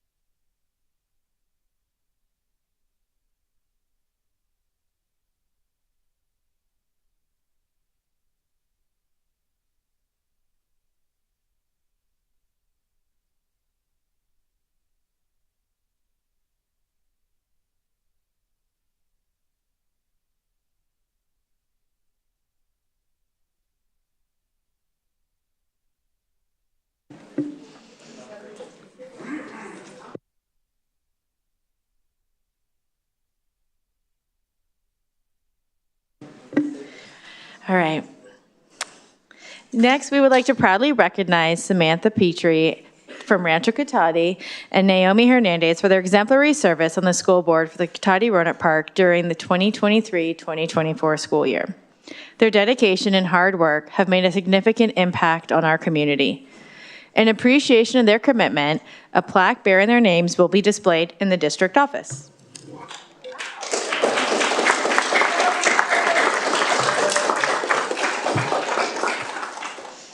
I would like to call up Rancho Cotati's ASB teacher, Jessica Holman, to say a few words about school board member Samantha.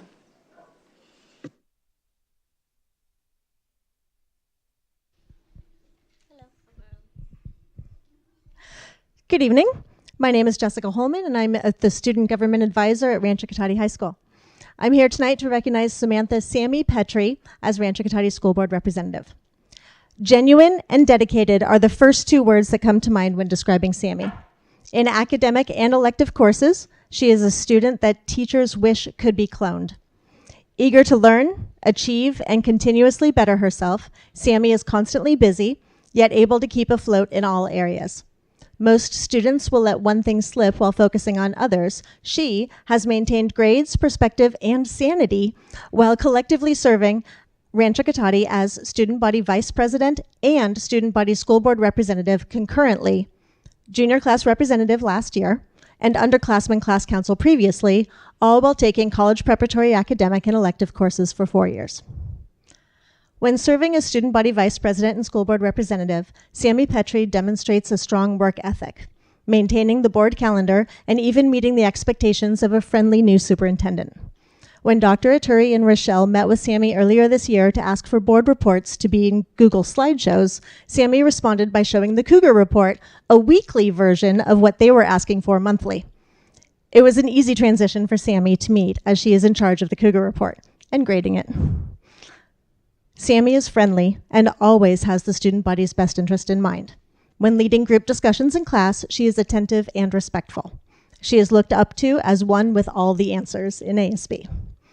As junior class representative, Sammy helped produce the homecoming dance and an incredibly beautiful prom at Sonoma Raceway. She is well regarded by her peers, teachers, and coaches alike, especially on the tennis court, where she played for 4 years, ultimately captaining. Being so well-rounded will truly allow Sammy to make a positive impression in the fall at San Diego State as a business major. I'm minimally jealous of her professors next year because she also bakes at a professional level, having treated many of our staff to homemade cookies, muffins, cakes, and biscotti. Sammy, everything, all the chocolates, everything. Sammy, thank you for your service to Rancho Cotati and the entire Cougar community. I wish you all the best.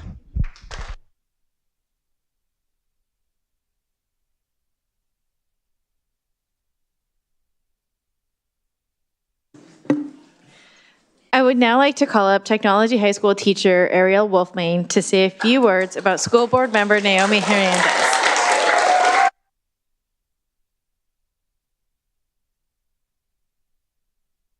Hello, everybody. Today, it is my distinct honor to recognize a truly remarkable individual, Naomi Coles Hernandez, a senior at Technology High School. Naomi is not just a student. She is truly a shining example of dedication, hard work, and passion. Throughout her 4 years here, she has been an integral part of our associated student body, holding the position of Public Relations Officer for the past 2 years. Naomi's commitment to ASB has been nothing short of extraordinary. She has diligently delivered monthly board reports at our meetings, ensuring that our school community stays informed and engaged. Her eloquence and professionalism in these presentations has set a high standard for those who will come after her.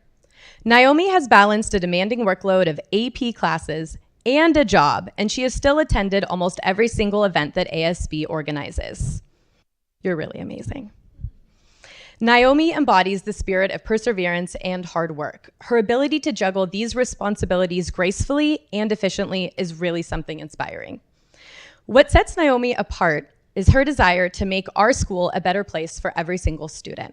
I've watched Naomi fight for equity at our school by speaking up about the need for more resources for our English language learners and better support for students whose parents may not speak English. She has taken the initiative to represent those who might have similar experience to her.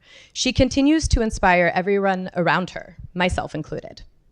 Naomi puts her heart and soul into everything she does. She brings a level of enthusiasm and dedication to her work in ASB that is really contagious, motivating those around her to also strive for excellence.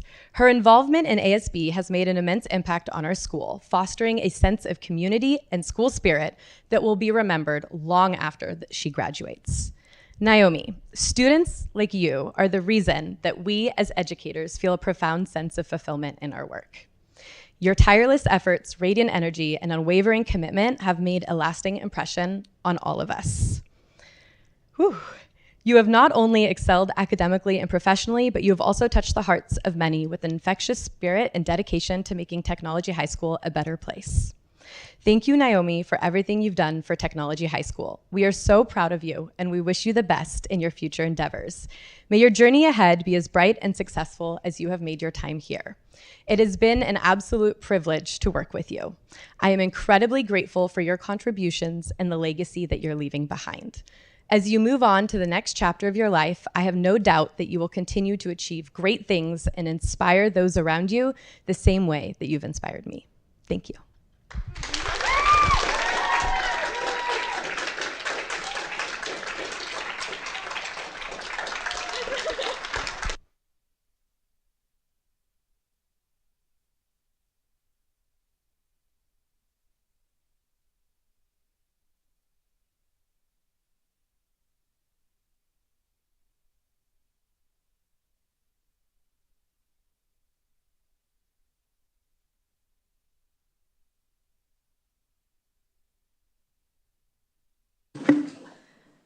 All right.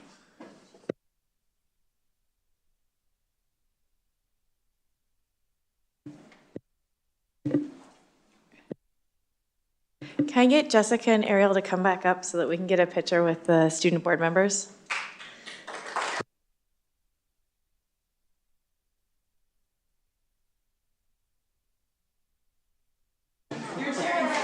And your cheering squads.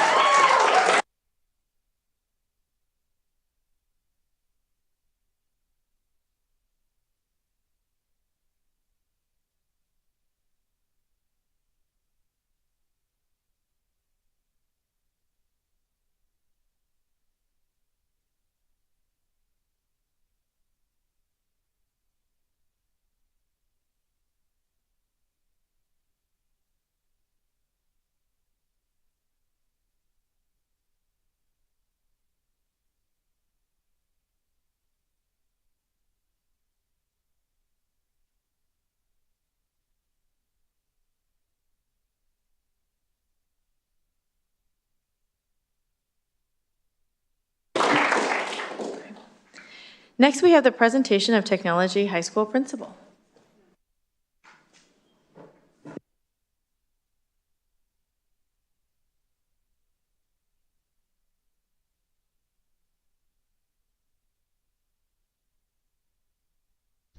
Hello. Okay. Hi. I'm Jen Hansen, Director of Human Resources, and I am here to introduce Jessica Romero as our new principal of Technology High School.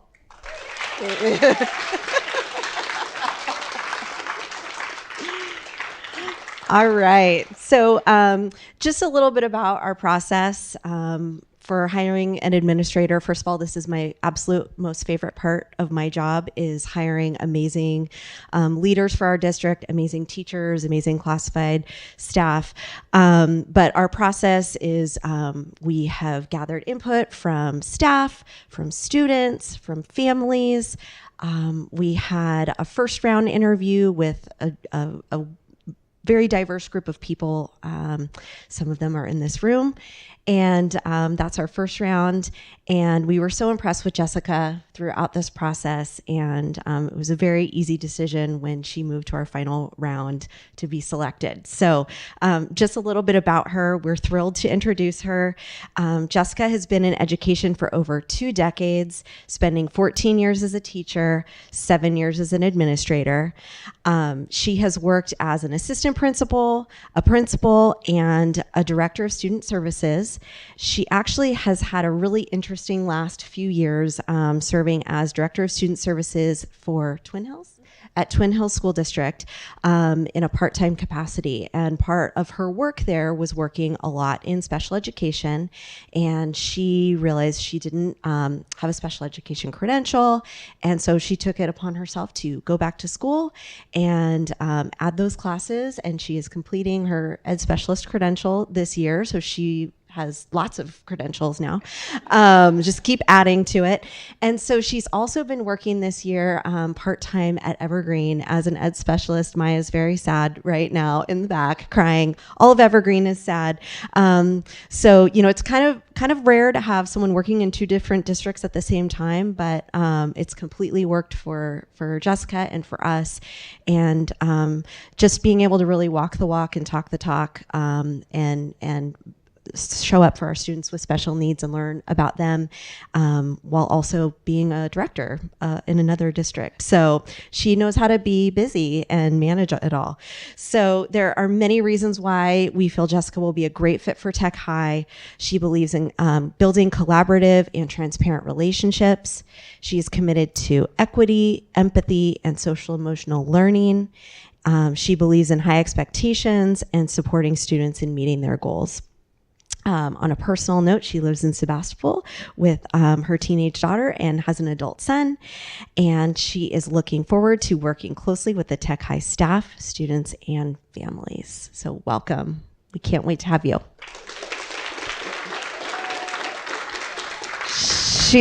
She's also going to be our Summer Enrichment Academy principal this summer. So she's going to be real busy. So she'll be here working the whole time. So thank you, Jessica. Yeah, welcome. Thank you.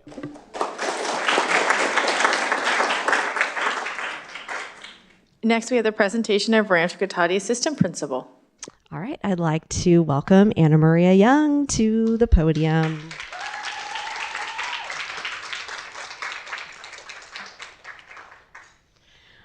All right. So Anna Maria is a familiar face in Cotati Runner Park. She is currently the principal of John Reed Elementary School and has been for the past 3 years. Anna Maria likes to partner with invested school improvement groups, organizations, and work to develop, reshape, and execute plans that support student achievement. She taught special education before becoming the site principal at John Reed. Anna Maria earned her undergrad in American Multicultural Studies and earned a special education teaching credential, administrative services credential, and most recently graduated with a master's in education in educational leadership. She was the site leader for the creation of the Family Resource Center at John Reed, partnering with CPI. She's also partnered with Petaluma Health Center Mobile Health Clinic. She was part of the team that wrote and received the 2024 Community Schools Grant, which we are really, really excited about. She helped develop the cost team protocols, developed this student study team process, implemented Walk to Read, and developed a guiding coalition to provide teachers with PLC guidelines. In 2022-2023, her school underwent a Title III audit with 0 findings. That's good. She is also trained in PROACT and restorative practices. Anna Maria is a lifelong learner who grew up attending CRPUSD schools. She was a student board member too. Look, you can become a principal someday if you do that. She loves spending time with her husband and 4 children. She loves the beautiful game of soccer and cheering on Bay Area sports teams and Liverpool FC. She loves to travel, read Latin Latin American authors in historical fiction, and she proudly serves the students, families, and communities of Cotati Roanoke Park. We are so excited to have her transition over to Rancho, sort of replacing Rocky's position with El Camino and Phoenix. She is going to be amazing for the Elko, Phoenix, and Rancho communities. John Reed staff and families are really, really sad to lose her. We're just happy to keep her in the district and have her broaden her own horizons as an administrator. So really proud of you and congratulations.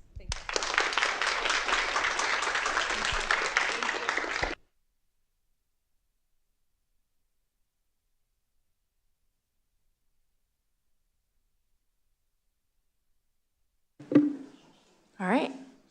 Next, we have our Parcel Tax Oversight Committee Annual Report. We have our chairperson for the committee, Karen Schubert, here to give her report for the Parcel Tax Committee. Thank you. My name's Karen Schubert, and I'm the chair of the Parcel Tax Oversight Committee. The Parcel Tax Committee met on September 22nd, 2022, and March 28th, 2023, for the calendar year 2023. We also met on November 7th, 2023, and April 23rd, 2024, for the calendar year 2024.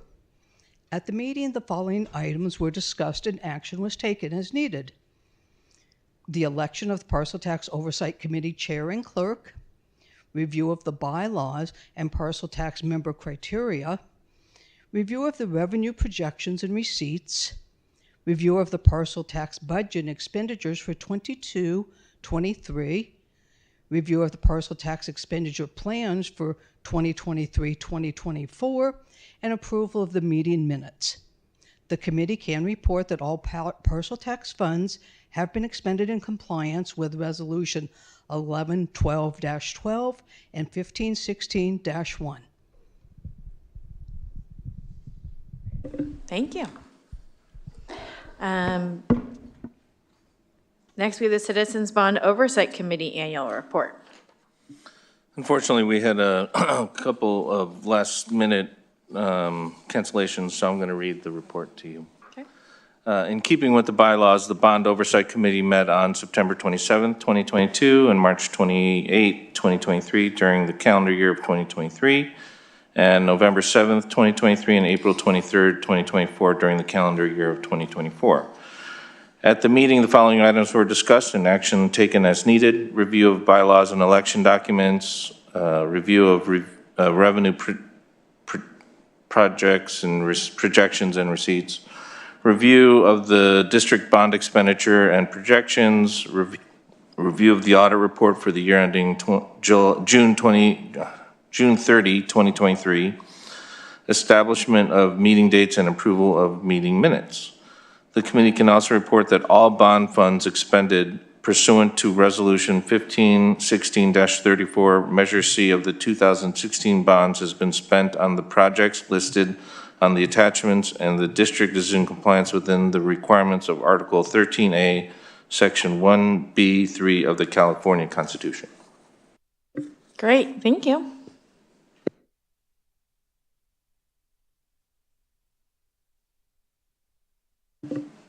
All right, next we have our student board member reports. For Rancho Cotati, Samantha Petrie.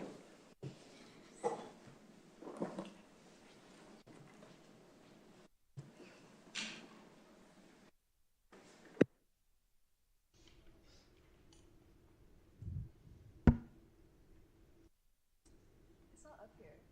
The clicker. No, I have the mic. I need the clicker. Oh, okay. Yeah, the clicker. Do you have the clicker?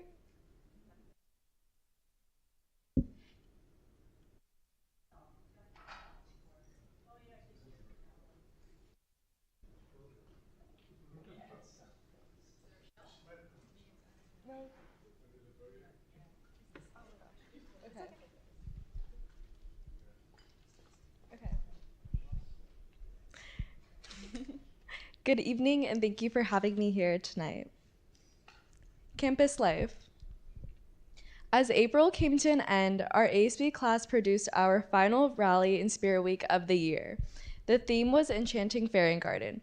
We had an incredible performance of a Rihanna mashup from our very own dance club, introduced our spring sports team captains, had our band show off some amazing performances, our color guard made a special appearance and hyped our student body even more. We sworn in our next year's executive board, and we even attempted a new game. The Masked Singer game consists of a student from each grade being chosen, and they had to guess what teacher was under the mask after each teacher gave a striking performance of a song to their choice. This game was very popular, engaging every student and receiving many compliments after. In the middle, you can see our 3 amazing singers wearing a bunny costume, a gorilla costume, and a chicken costume. They did such a great job and surprised everyone. We ended the rally with each grade moving to their next bleacher section for next year and watching the senior slideshow that was put together by our senior representative, Tali Tua'ua. Prom was an enchanting night at the Luther Burbank Center of the Arts. The junior-senior prom was a huge success with a beautiful venue. There was multiple photo booths, photographers, desserts, and an uproar from the dance floor all night. We were also able to crown our prom royalty, Daisy Jerez and Jaden Bennett. Congratulations. Friday, April 26th, we had an opportunities fair at lunch in the quad. There was job, volunteer, and educational opportunities for students to come visit a booth. Teachers were also able to sign up during their 3rd period to take their students and get participation. Many students came to the booths to sign up or learn more about them. And then over the last 2 weeks, our students took their AP tests for their classes. Great job to everyone who took them. We held our final blood drive of the school year Thursday, May 2nd. We collected 8 life-saving units, making a total of 51 from our 4 blood drives combined. There are different t-shirts and hats donors received at the end to choose from as a thank you for their donation. To the right, you can see our hygiene drive. This was a new one we started this year. We collected unused products such as shampoo and conditioner, toothbrushes and toothpaste, face wash, feminine products, and more. And all donations got sent to the Redwood Gospel Mission in Santa Rosa. We have also started our spring canned food drive. It will last until May 29th, with all donations going towards NOAA feeding our cougar community. The Spring Carnival. Friday, May 3rd, Managements and Events 1 produced this year's Spring Carnival. Games range from 50 cents to $5 to play, and students were able to win toys and candies. Some games were Wheel of Fortune, a flower pop toss, spring toss, and many more. A record total of 41 booths together raised $766.50, with all proceeds going to the Sonoma County Wildfire Rescue in Cotati and the North Bay Cancer Alliance in Santa Rosa. RCHS Theater Arts presented their school musical Heathers on May 9th through the May 11th. Heathers is a dark comedy that followed a high school student, Veronica, navigating high school along a popular trio, the Heathers. It dealt with themes of popularity, popular dynamics, and the consequences of bullying. There are many great reviews and student participation. Congratulations on such a successful production. Teacher Appreciation Week was May 6th through the 10th. Every day, teachers received different gifts, including handwritten notes from students, donuts, and different pastries. As school board representative, I baked snickerdoodle and chocolate chip cookies, blueberry and banana walnut muffins, and egg cups. I also put a note with a mini duck in each teacher's mailboxes and staff members. These are some photos of what I brought and what the note with the duck looked like. Last Friday, May 17th, there was a This Is Us event. This event was a cultural celebrations of different cultures. There are flower crowns, food, chalk, a hand tree wall, photo collages from different students, performances that showcase different aspects of different cultures, and more. Our seniors versus staff basketball game was also last Friday, May 17th. It was a huge success with support and engagement for both teams. There were many chants and cheering over who was going to win, but the seniors ended up winning with a score of 59-49 after going into overtime. Student and staff recognition. Congratulations to all of our final athletes of the week. In the middle, you can see a collage that our athletic commissioners put together of all the spring sports. Some of the sports are swim, baseball, softball, boys volleyball, boys tennis, boys golf, lacrosse, and track and field. Congratulations to our staff spotlights, Mr. Warford and Ms. Corbett. These teachers are dedicated and fun teachers who are always ready to help. A special recognition to Abigail Johnson, Alex Nava, and Nancy Rios. These students won the PD Youth Service Award for the Press Democrat for excellence in community service. Each student won a $1,000 scholarship. Congratulations to the recipients and also Vichara Lee, Jimena Chavez, and Reina Lopez Castro, who were also recognized for their contributions to the community. Upcoming events. As we come to the end of the year with only a little over 2 weeks to go, our ASB class is wrapping up the year with one more big event. This Thursday, our ASB class is producing our annual talent show. It's called The Rising Stars, The Night is Still Young. We have many participants with a range of different talents. Third place wins a $25 gift card to Mountain Mike's, second place $50, and first place wins $100.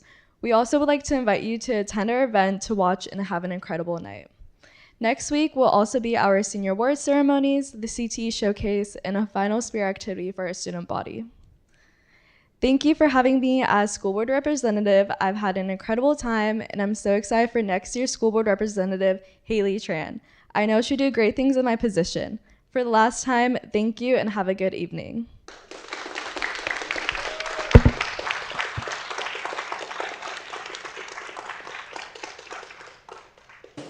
Thank you. Next, we have Naomi Hernandez.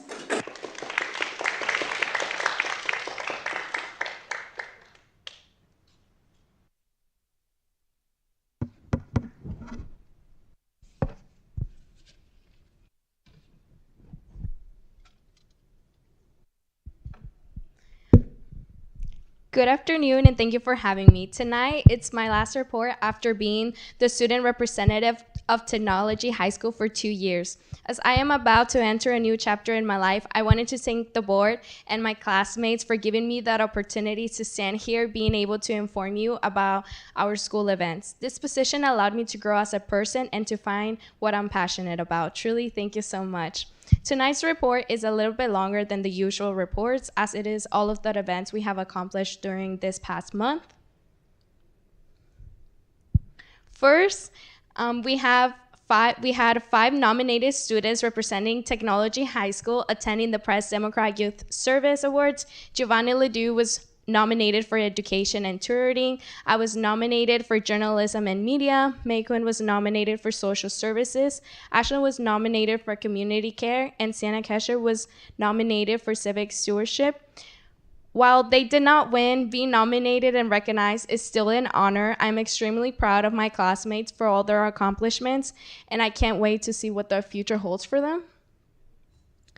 And second, I would like to recognize a student, Surgeon Mainway, a freshman. He placed first in a video competition for Sonoma Clean Power's yearly PSA. He won 1,500, and half of that will go to Tech High's film. His video will be shown on a local TV and a local movie theater this summer. We're so proud.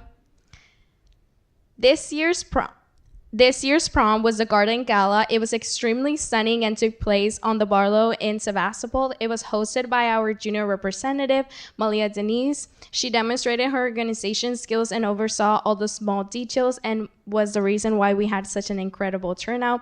We sold a total of 141 tickets. These pictures demonstrate how much fun students had. And this year's prom, it was our second time attending John Reed this school year, the first time hosting a Science Day. This event is hosted by Ellie Ackery, who will be our next year ASB president. She dedicated time outside of school to work together with Ms. Wolfman, our ASB advisor, and Ms. DeCleva, our science teacher, to plan a Science Day for John Reed students. We worked with the kindergarten, first grade, and second grade classes. There were a total of 4 stations. Each one was hosted by one THS student. One station was planting seeds. The second was blowing up balloons by mixing baking soda. The third station was making lava lamps. And the last and the most popular was making slime. Each one tried to introduce students into scientific ideas like the different densities water has and other cyan elements. All of our supplies were purchased by ASB, and this event was run entirely by ASB. Thank you, Ellie, for organizing an extremely successful event, and to Ms. Wolfman and Ms. Ekleba, as without them three, this event would have not been possible. Let's see. You're able to see more pictures. Last Tuesday was our freshman connection, where the goal of this activity was for incoming freshmen to get to know each other and build new friendship. We had about 80 attendees. I organized this event, starting with a group activity where they played class bingo, where they would try to get to know each other by asking simple questions. For example, they would ask random students who loved the beach or would write their name down. And if they found someone, they would just simply write their name. Then if they weren't able to find someone in their group, they were able to go to different groups. So that way they were able to interact with each other. Afterwards, they had more activities that involved students where they all compete and interact with each other. In the pictures, you're able to see the smiles and the friendships many built. This is our motivation in ASB, seeing others building connections and making other students smile. And here you're able to see more of the more in activities or in group. This month, ASB hosted Wellness Wednesday. For each one of our Wednesday, there was a different activity, and we would try to give back to our students. The first Wednesday was a lemonade stand. Our second was giving flowers to students. And our third was students to put paint in their hand to make a poster that will be shown in our rally. The past week was our last Spirit Week of the year. Monday was dress up as someone you like, and then Tuesday was Acknowledge a College, Wednesday was Way Back Wednesday, and Thursday was Game of Life, and Friday was Suffers vs. Bikers, which was inspired by the Teen Beach movie on Disney Channel. It was also the last rally of the year. We had band and drama performances, recognition for the spring sports, and the audience participation games. Overall, it was an incredible rally hosted by our Spirit Commissioner, Matt, who gave a speech in dedication to all our senior class. And we do not have photos of the rally as it took place last Friday, and that's when the presentation was due. Our freshmen and sophomores walked to the bowling alley in Runner Park, about 107 9th to 10th graders. Each student attended. They all received pizza, drinks, bowling, and arcade games. They all, as you can see, they all have fun. And then it was a great way for them to connect and interact with each other in a positive way that didn't involve school. Most teachers provided a little snack before the AP exams to encourage students and to celebrate their hard work. We wish the best of luck to students who took the AP exams. A total of 144 students took about 269 exams. One student took 8 exams, and then on an average, a student took about 2 exams. We appreciate all their hard work, and also when it came to preparing for the exam. Our band attended the Gym Jam, where they enjoyed participating in the activities and showcase their talent. We thank Ms. Eggering for always encouraging and working so hard for her band students, as our band students who take the time to rehearse to sound amazing. Administrative Day was on April 24, where we celebrated April, Sarah, and Anna, who make our school run. Principal Day was May 1st, where we celebrated Ms. Deborah and Mr. Afta with gift baskets and cards signed by students. Teacher Appreciation Week was May 6 through 10, and ASB planned a different surprise each day for teachers, including donuts, flowers, individual snack baskets with their favorite, and also notes from students.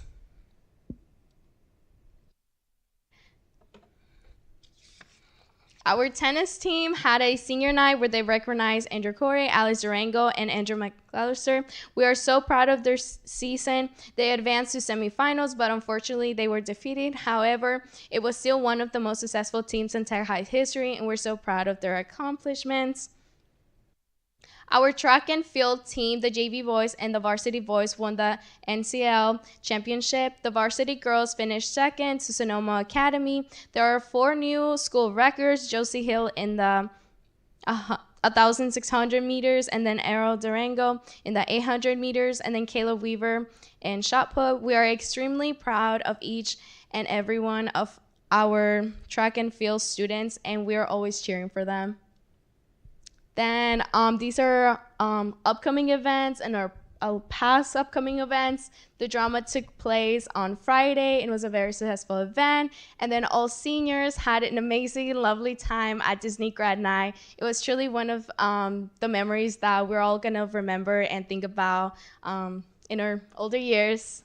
And then lastly, I would like to introduce Sam, who will be serving next year as the student representative for Technology High School. This was his first year in ASB. However, he demonstrated motivation and the dedication for this position. He's an amazing leader, and I can't wait to see what you accomplish next year. Thank you so much.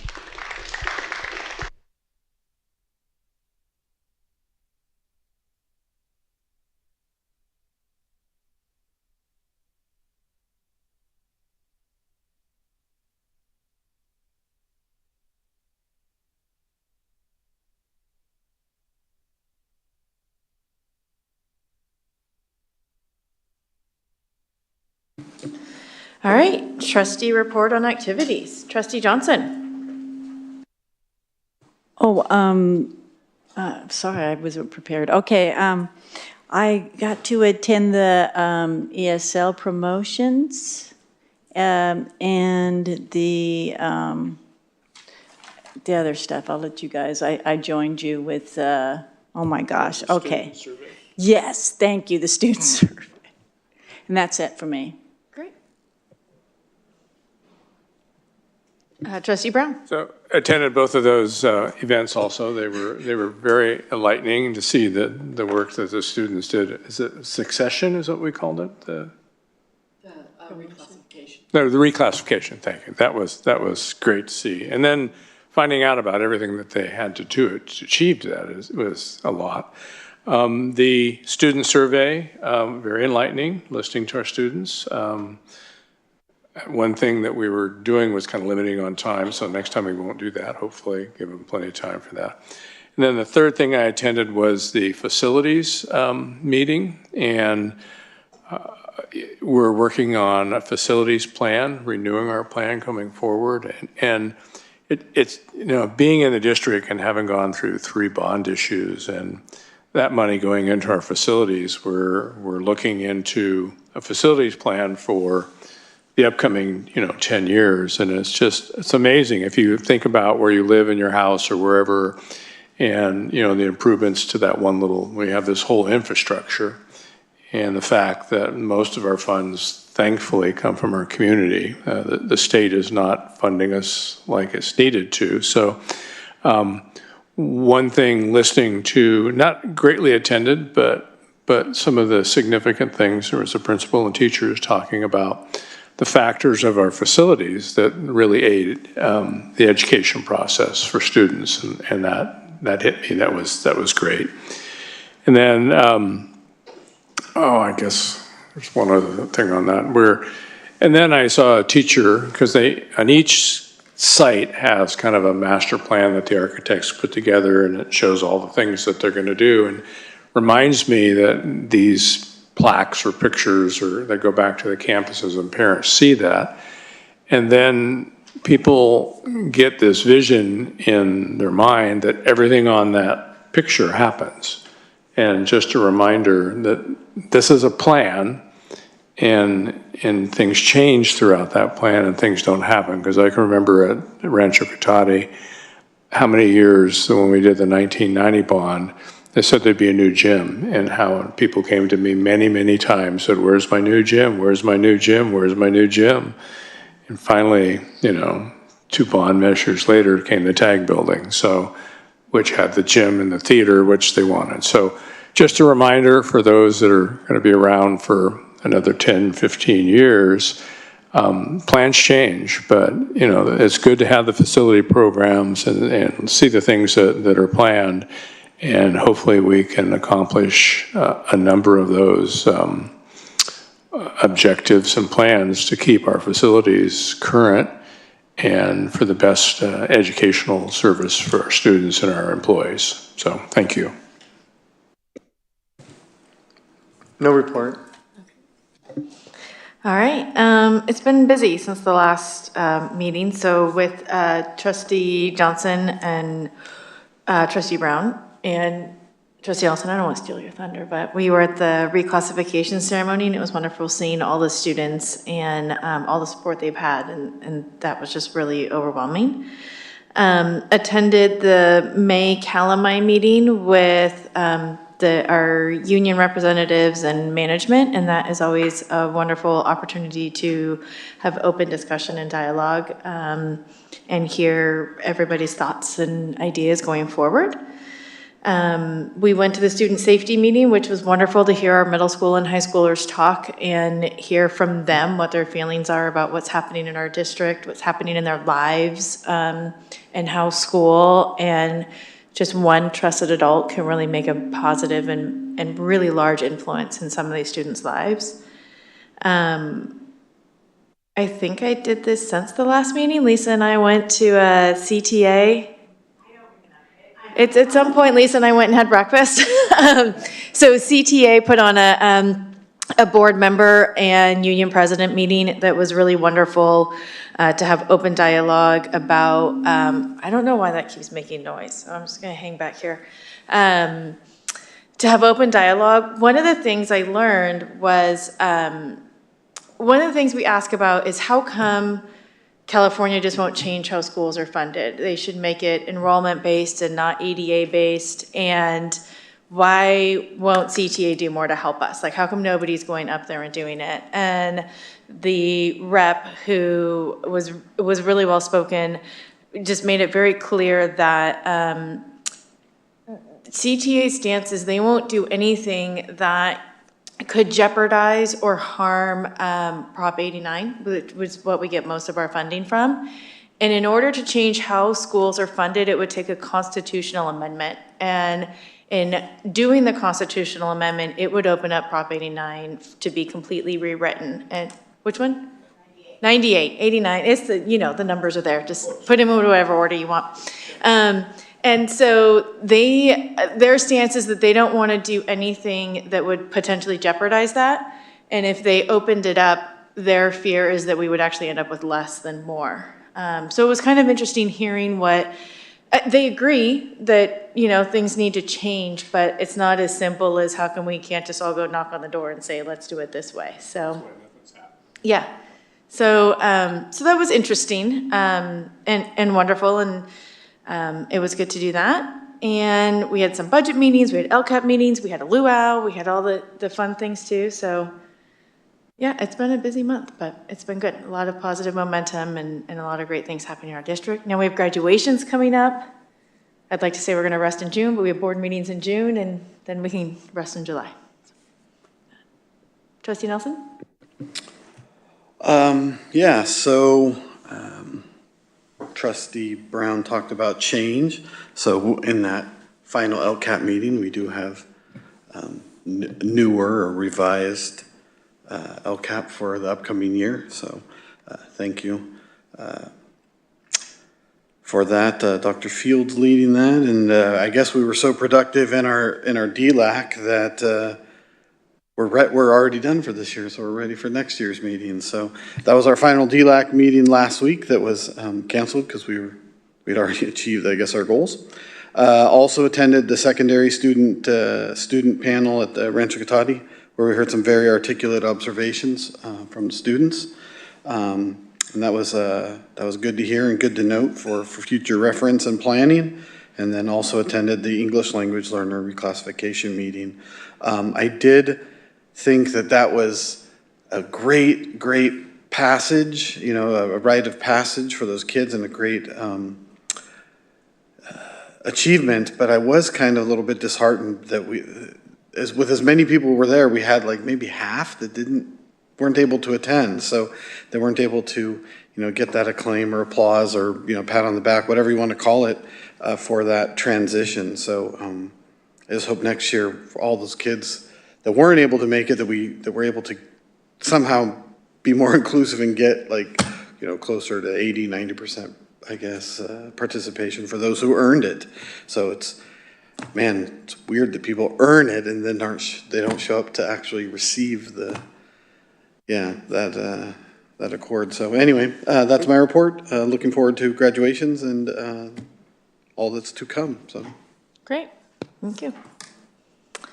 Superintendent Ituri? Alrighty, hi everybody. I'm back here behind the monitor. So I was at the reclassification ceremony as well, and I think that was our largest class in recent years that we were able to reclassify. So that's very exciting for us. Also, we had 2 facilities meetings. We had one at at Tech Middle and one at Lawrence Jones, where we got to see the plans that have been developed for each of the school sites. And as Trustee Brown mentioned, these are community-funded projects that we're looking at for the next 10 years to keep our facilities current.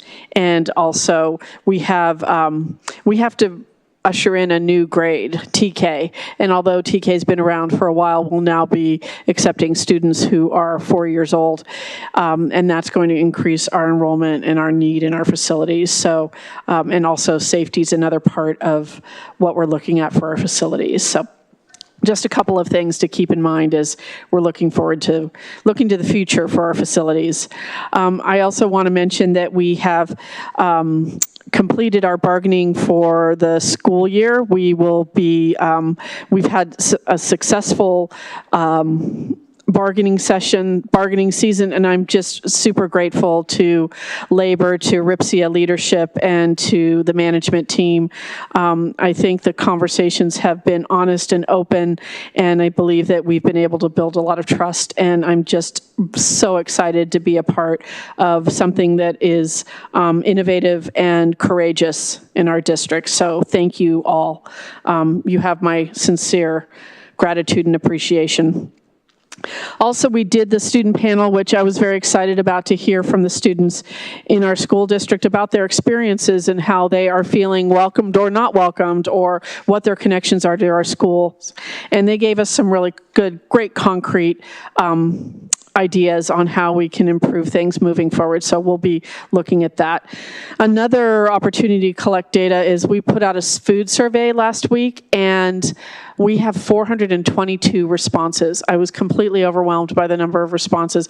It's going to take me a little bit to get through all that data, but I'll be able to share with all of you some of the comments that our parents and students are making about our food service offerings. We also have been looking at our budget and the outlook for 24-25, and as we all know, the governor's budget is not great. So we'll be making some difficult decisions in the future, but we'll do it together. I promise you that. It won't be easy on anyone, but I'll walk through it with all of you, and we'll work for the best outcomes possible. We were also celebrating staff, as mentioned by our board student trustees, that we delivered strawberries to every school site to celebrate our staff, and just very grateful to all our classified professionals and certificated staff. And I also want to extend my deep appreciation to Samantha and Naomi for their service to our board, and congratulations to all the volunteers and the retirees. Thank you all. Thank you. Roanoke Park Cotati Educators Report, Lisa Baumann.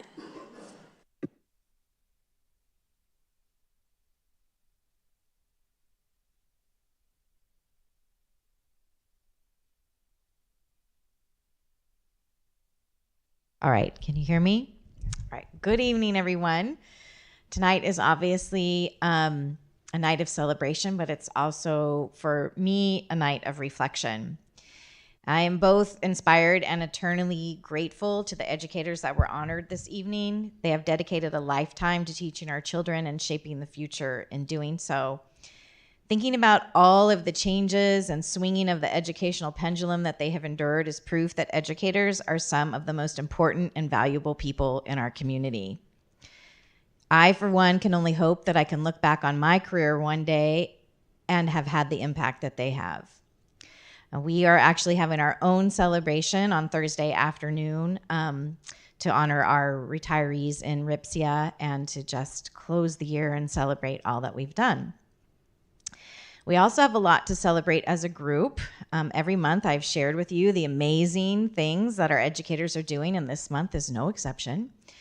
The RCHS music department is going to have, I know I sent you out the invite to tonight's concert and not even realizing there's just too many meetings to keep track of. So you have another chance on Friday.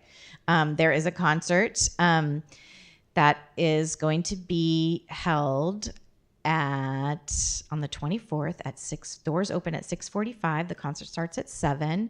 And this is a chance to kind of really celebrate a lot of the seniors who are going to be graduating. So I really encourage you to attend that. I also want to recognize 3 of my amazing students who are in our environmental club. They participated in something called the Reimagine Waste Work-Based Learning Challenge. This was co-designed by the Sonoma County Office of Education in partnership with a San Francisco-based waste innovative company called Brightmark. And the challenge was, how can we make unbiased information and education around advanced recycling more accessible to all communities? On April 26, we went down to San Francisco. They presented their proposal, which included a website, a student survey, and posters to Brightmark employees and students from Amorosa Academy who also participated. And while they were not the official winners, they still received a grant in the amount of $1,000 for their amazing insight, passion, and commitment. On to other sites. Han is having their Beauty and the Beast performance once tonight and then again on the 23rd. The quote, I love this. This was a labor of love put on by our 5th grade teacher, Michelle Talbot. They also had chicken and eggs hatch in the 1st grade room, and classes got to sit around with the little goslings and ducklings brought in by one of the families. Trisha Allen, their TK teacher, has been running an art club with our paraprofessional, Sarah Crane. Their PTA threw a wonderful and colorful Teacher Appreciation Week that also honored all of their staff members, including the custodian. And the 4th grade is gearing up for their, I think this has already happened by the time now that I'm reading it, their yearly gold mining day, where students dress up in Gold Rush clothes and do activities from panning to square dancing. There's so much going on. Let's see, what else? John Reed had an open house earlier in May. It started with a community event where they served pizza, painted faces, gave prizes, and had lots of fun. There were lots of high schoolers there, which they really appreciated. And everyone has been working through getting through state testing. I think, is it all behind us now? I hope so. Okay. I went to the This Is Us festival on Friday. It was really amazing to see all the different groups from campus and community members. The Rotary Club came and dedicated the Peace Pole, which was really fabulous. There was dancing and all kinds of great things, and I'm looking forward to it becoming an annual transition. I just wanted to add that in the staff versus seniors basketball game that took place last Friday, that the staff lost a 6 or 7 year streak. So they actually lost to the students for the first time in a long time. Richard Crane just had their open house. On display were Lego STEM creations that included amusement park rides and a train railroad track made by the students. Students were also competing in the 100-piece Lego challenge. They got to make their own creations and submit that. At Thomas Page, the TK co-taught class learned how to make lemonade, and then they learned the social language, including programming phrases on student communication devices for nonverbal students, and counting skills that would be necessary to run a lemonade stand, and created posters to advertise it. And next week, 3 students from each class in K through 8 will be given fake coins, and they'll get to be their customers and go buy lemonade from their lemonade stand. Too cute. TPA also had their Gold Rush days. I think that's been going on all over the district, where they all get to experience what it was like during the Gold Rush. and they got to buy supplies and answer questions to get out of jail. They had a hangtown is what it says. Third grade at Evergreen went to Foothill Park in Windsor to learn about ecology and pond life, and then went to the Petaluma Wildlife to continue on with that learning. Also at Evergreen, the fifth graders held a science fair in the MU, and classes came in to view all their projects. That was the same day as open house. Both third grade classes at John Reed went to the Laguna Uplands Preserve of the Laguna de Santa Rosa with the Learning Laguna program to learn about the importance of the Laguna. They learned about wildlife there, habitat restoration, and how Native Americans have used the local resources. And each student crafted a bittern from tulle. Okay. Tech High will have their engineering showcase next week, and the Titan Research Institute the following week. Both STEM students work from engineering and science. I really encourage you to go to that if you haven't ever been. It's really remarkable to see their products and to see them present them and justify them.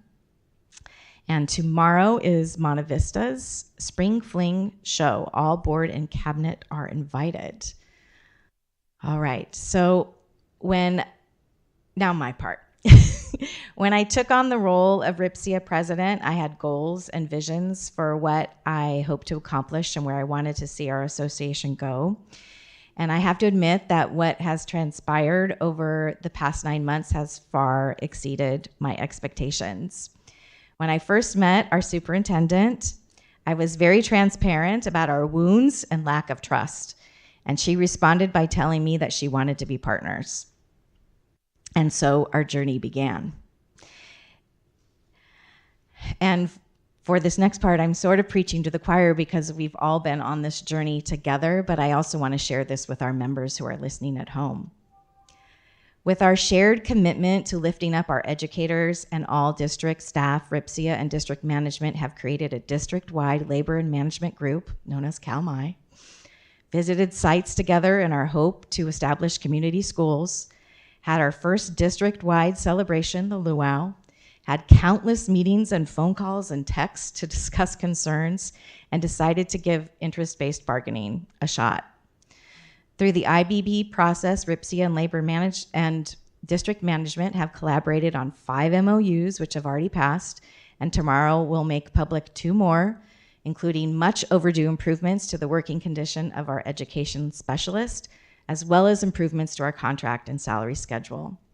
And while we have all known that we have come such a long way, I have to share that in the last 2 bargaining sessions, our facilitator pointed out that we were saying things that indicated an incredible amount of trust.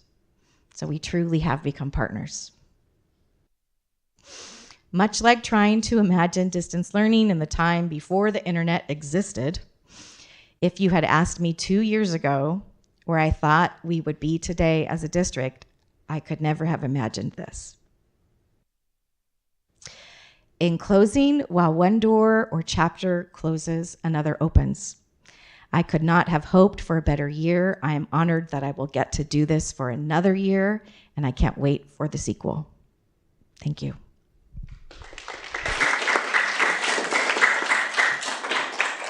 Thank you. Receipt of official correspondence. Letter from SCO, second interim positive certification. Yes, thank you. So we received our positive certification with the budget we submitted. There is a warning of the governor's budget and deficit spending, but we do have positive certification from the county.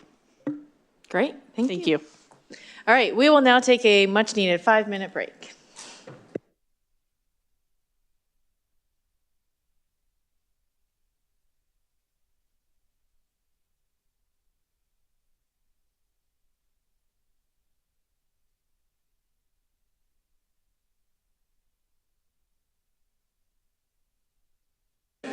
Hey, Mike, Kirby, I don't know if you can hear me or not.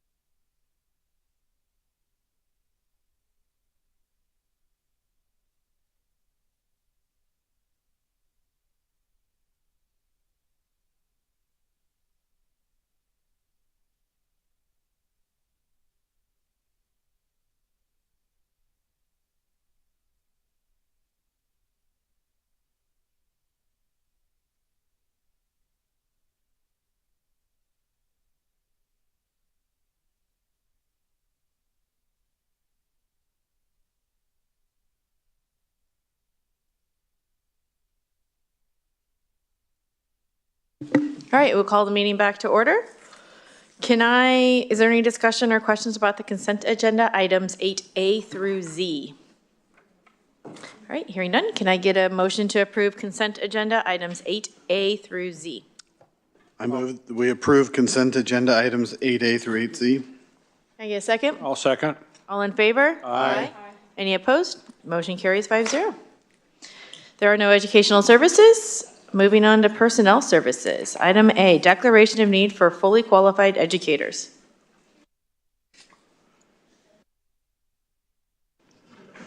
One moment, please. There we go.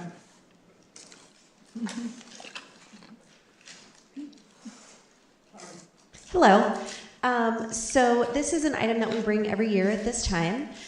This is a planning document from the CTC where they want us to declare how many positions we feel we are going to be filling outside of credential areas or with teachers that don't have credentials. So it's kind of a guess. I like to guess on the high side just so we don't have to bring this document back to you in case we need to go out for an emergency credential mid-year.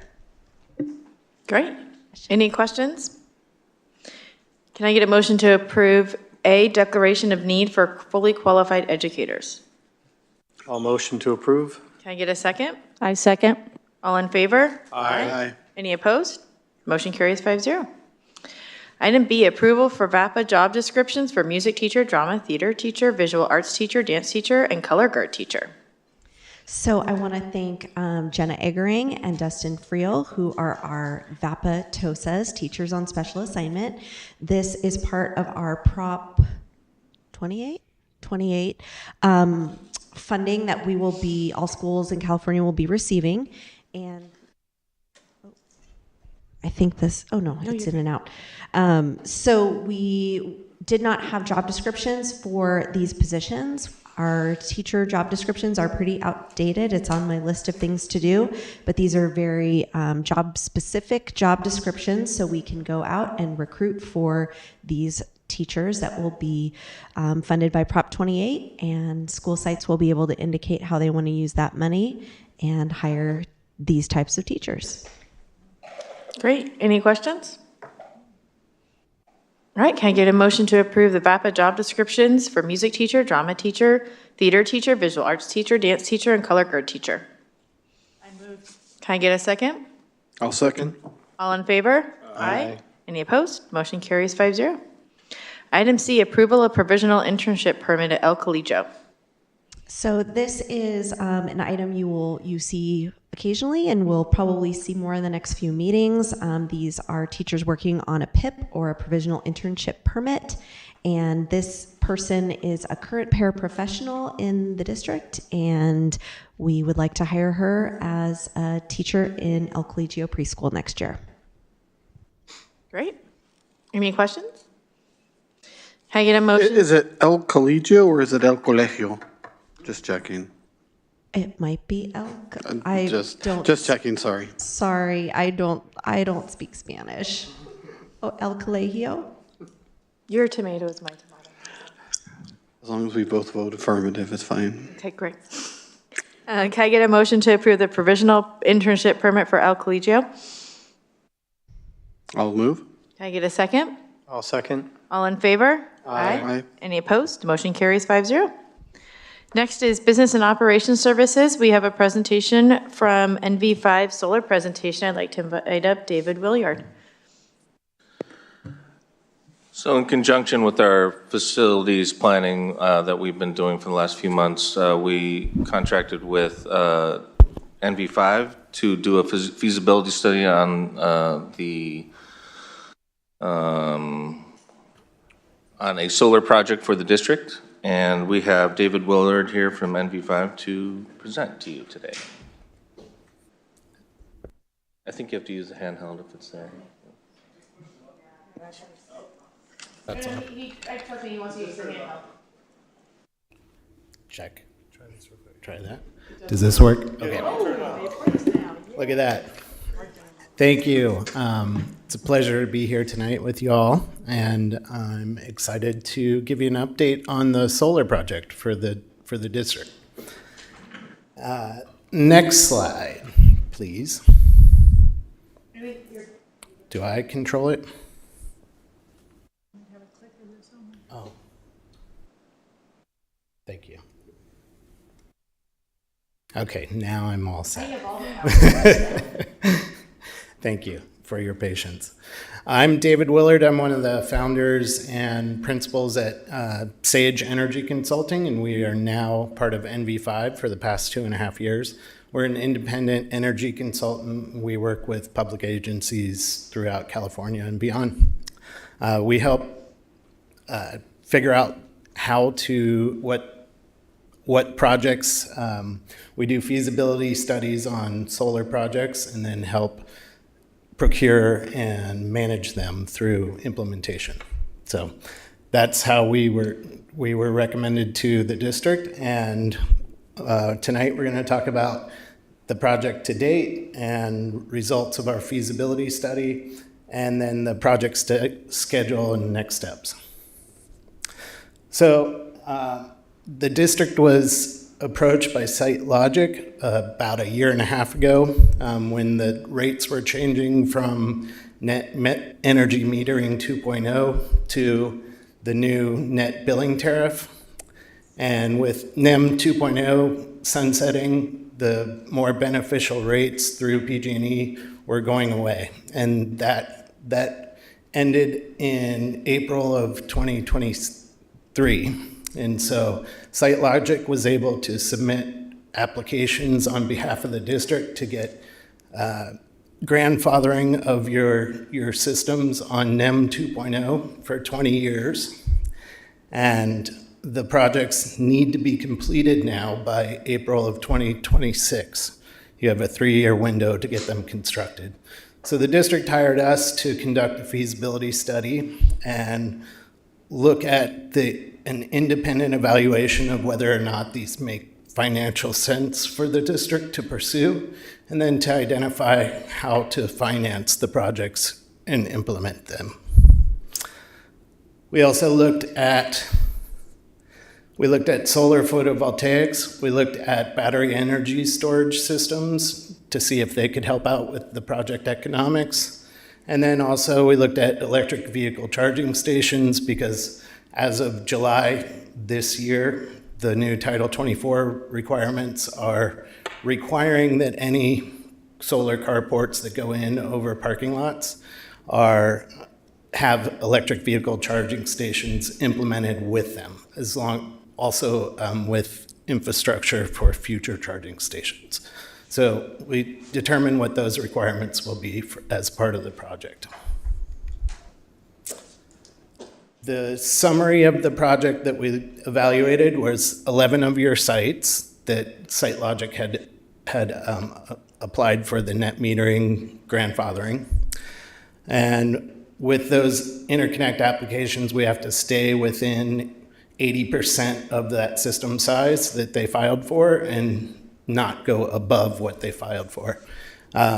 They approximately filed for systems that will offset about 90% of your consumption at the sites that they targeted. And that resulted in about 2.7 megawatts of solar PV capacity across the district. Like I said, we looked at batteries for all of the sites that are being targeted with solar and the EV charging per the Title 24 regulations. We evaluated 3 different financing scenarios for the district, one being a power purchase agreement, which is third-party financed and owned system, and then they own and operate it and sell you the energy that it produces at a rate that's lower than the utility. We also looked at a COP or a muni lease, and we also looked at a power purchase agreement with an early buyout by the district, which you could plan for after year 7 using a future bond funding if you chose to do that.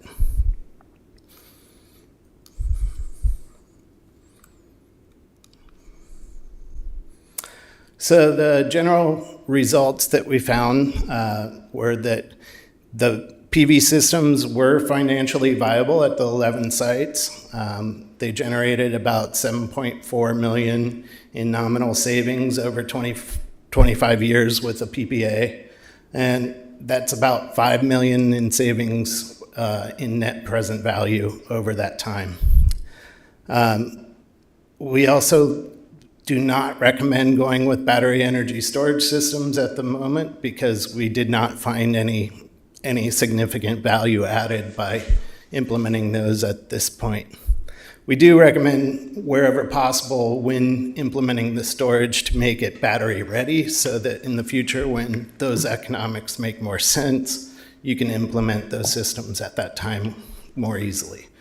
And the EV charging infrastructure, we determined that 4 of your sites will likely need EV charging implemented as part of the project, and we've included that in our financial evaluation.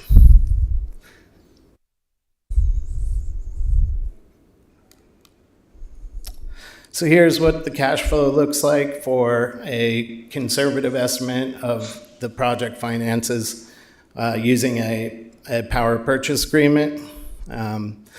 You're essentially going net positive after about 9 years, and then it's building savings through that time up to a total of a little over $7 million in nominal savings over the 25-year period.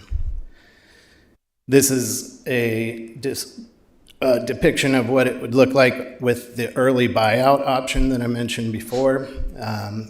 The first 7 years are identical to the PPA scenario. And then in year 7, you have a large, over $10 million buyout of the systems, and then you would own and operate them and essentially get up to the same total savings, total project savings. And that's a decision that the district can make at a later date. These are the systems at the individual sites, total of 2.7 megawatts, and like I said before, an average of about 90% offset of each of the site energy consumption. And then individual site financial performance, you can see all sites except for Technology High School and University Elementary are performing quite well. Technology and University are just such small systems that the economy of scale is not as strong there. We do recommend when going out for the RFP for the project to solicit proposals for all sites and see what the numbers come in. You can make a decision on which sites you want to move forward with once we have the actual proposals in from vendors. So high-level schedule going forward. Right now, we're moving forward with putting together a competitive RFP and getting that published at the end of the month, soliciting proposals from vendors, and then those will come in around July, and we'll evaluate the proposals, and then select a top-ranked vendor to enter into contract negotiations with. Our intention is to bring the contracts to the board in September, and then have a notice to proceed in October. And then that kicks off design and permitting for the vendors, and that will go through early spring next year, with construction starting about this time, 2025. Major parts of construction are intended to take place during the summer of next year, and then we'll be wrapping up commissioning and closeout by the end of the year, hopefully giving us a little breathing room before that April 2026 deadline. So our next steps, like I said, we're putting out the RFP at the end of the month here under Government Code 4217, which is an energy code regulation allowing you to pick the best value proposal rather than the lowest bid. And we'll evaluate the proposals, rank them, and enter into contract negotiations with the top ranked proposals. From there, move quickly and swiftly into design, engineering, and construction and beat that deadline that we're up against. Any questions? Shirley? Oh, we're going in order. Great.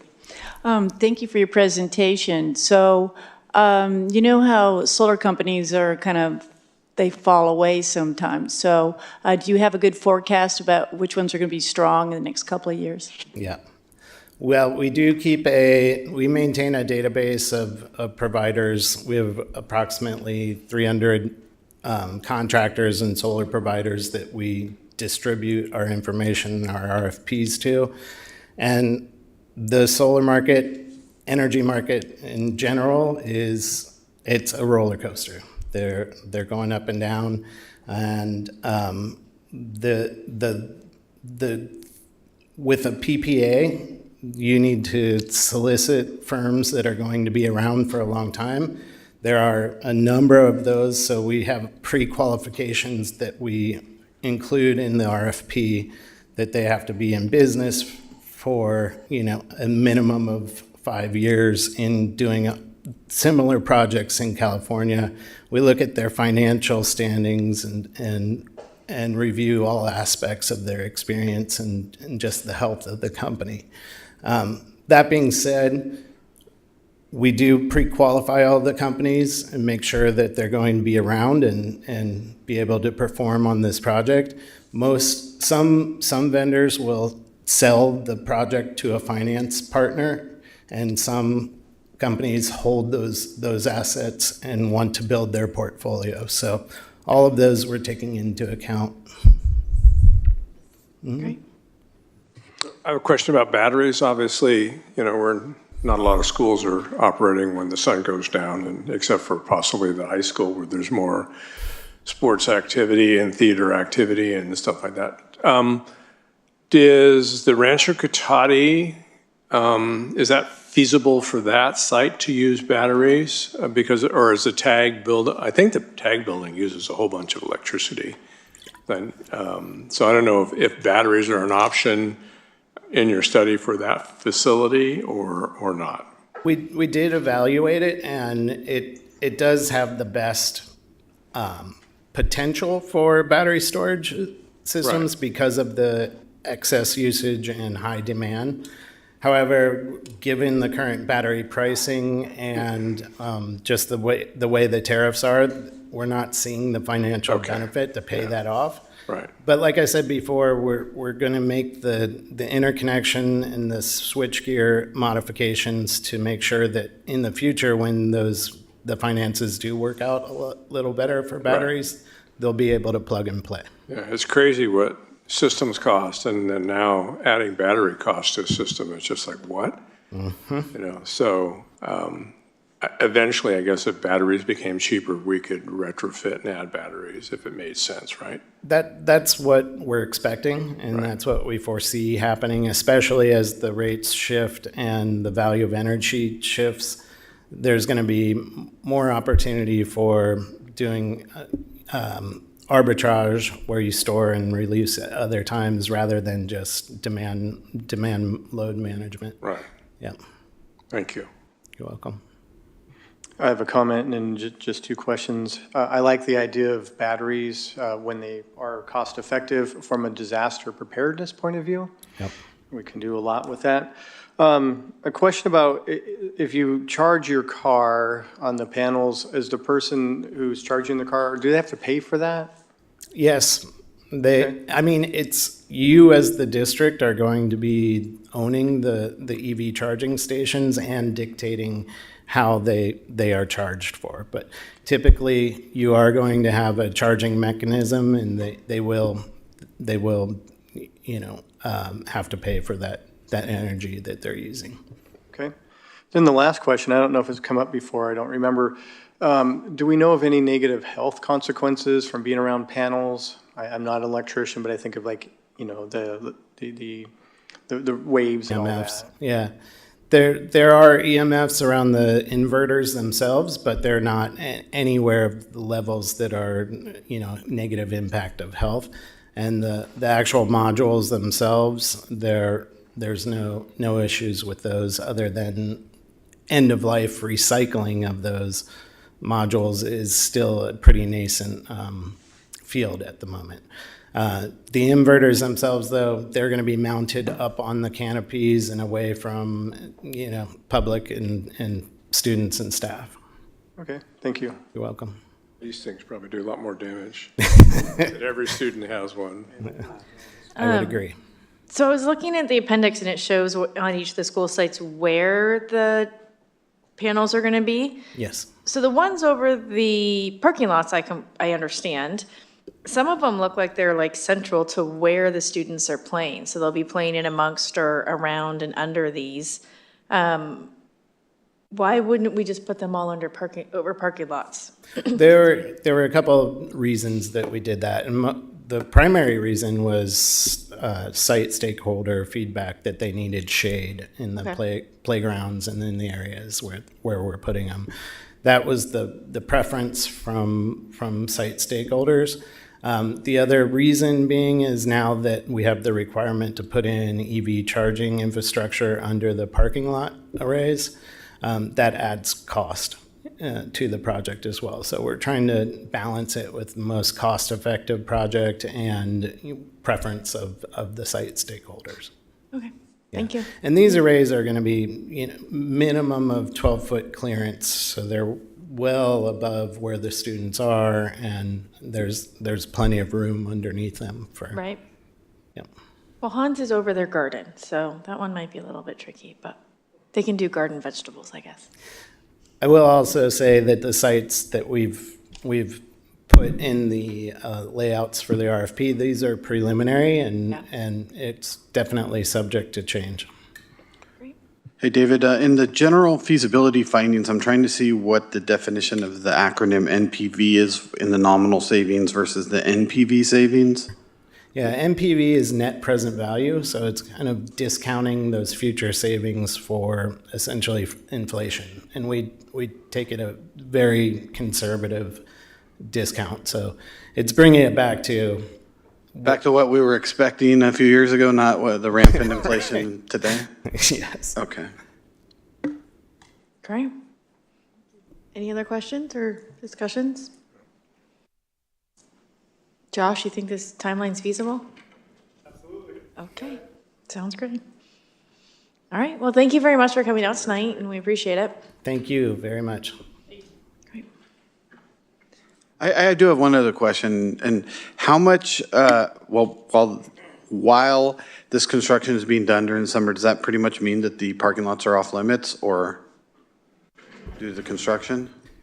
Not entirely off limits, but they will take over sections of them at a time, but the heavy construction for the foundations and steel and modules to go up, that can happen in as little as 3 weeks. So it's the electrical connections that take a lot more time, and then they can keep their impact to the lots much more succinct. Just as a side, you may have noticed panels over Taco Bell's active parking lot, and they have decided to put those up because there's additional revenue besides selling tacos for everyone paying to charge their cars there. So I think it's a great idea. I'm just wondering how much it would impact summer school. Well, I don't think it would be that much. It depends on our summer school population is nowhere near our 6,000 kids. We have 1,000 or 1,500? Pardon me? About 1,000? Yeah, about 1,000. So we're, and that's all grade, that level. That's not all high school. So I'm sure those elementary kids aren't driving to school, but their parents might be bringing them. But and those systems go up so quick. So if Taco Bell can do it with their customers still driving in, I think we can probably accommodate that too. Well, not all of them are in the perfect. But just to comment, this is, too bad we didn't do this 15 years ago. But no, it's still, I can remember when our PG&E bill was $50,000 a month, and now we're pushing $150 a month. So a welcome change. Great, thank you. Next up, we have fiscal update and planning. All right, I have a enrollment update for April. We were a net positive 13 students. 28 entered this month, 2 from private schools, 13 from out of county, 5 from within the county, and 8 other. And then conversely, 13 left the district in the month of April. One went to a private school, 9 out of county, and excuse me, 5 other. Net 13 additional students in the month of April. Just a comment. You gotta turn yourself on. Yeah, just a comment. I think this is the first time I've ever seen this time of year enrollment go up, which is it's just great. This time of the year, people are moving and planning to go elsewhere, leave the state, whatever. But I said, wait a minute, are these numbers right? They're going up.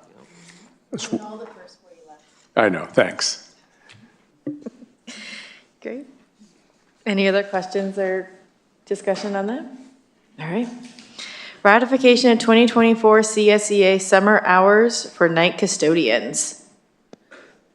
Hi, yes, we need some flexibility during the summer, so we're requesting the approval of the MOU for our custodians. Great. Any questions or discussion? Can I get a motion to approve the ratification of the 2024 CSEA summer hours for night custodian MOU? I move. Can I get a second? I'll second. All in favor? Aye. Any opposed? Motion carries 5-0. Approval of Resolution 2024-23 proclaiming June 2024 as LGBTQIA+ Pride Month. Yes, so we bring resolutions to the board frequently, and June is Pride Month, celebrated here, and we are asking for approval of this resolution. Any questions or discussion? Great. Can I get a motion to approve the approval of Resolution 2024-23 proclaiming June 2024 as LGBTQIA+ Pride Month? I move. Can I get a second? I'll second that. All in favor? Aye. Roll call. Resolution. Trustee Brown. Yes. Trustee Johnson. Yes. Trustee Martin. Aye. Trustee Nelson. Aye. Trustee Wing. Yes. All right, thank you all very much. For board services D through K, are there any questions or discussions about any of the first readings of the board policies and administrative regulations? Right, here we go. First reading of BP 4111, 4211, 4311, recruitment and selection. Item E, first reading of AR and Exhibit 4112.5, 4212.5, 4312.5, criminal record check. Item F, first reading of BP and AR 4118, dismissal, suspension, and disciplinary action. Item G, first reading of BP and AR 4161.9, 4261.9, 4361.9, catastrophic leave program. Item H, first reading of BP 4140, 4240, 4340, bargaining units. Item I, first reading of BP and AR 4157, 4257, 4357, employee safety. Item J, first reading of AR 4157.1, 4257.1, 4357.1, work-related injuries. Item K, first reading of BP and AR 4218, dismissal, suspension, and disciplinary action. For items L through R, is there any questions or discussion? All right. I make a motion to approve the second reading of BP and AR 0450 Comprehensive Safety Plan. Can I get a second? I second. All in favor? Aye. Any opposed? Motion carries 5-0. I make a motion to approve the second reading of deletion of Board Policy 0470 COVID-19 Mitigation Plan. Can I get a second? I'll second. All in favor? Aye. Any opposed? Motion carries 5-0. I'm excited to see that one go, just be honest. I think we all are, yeah.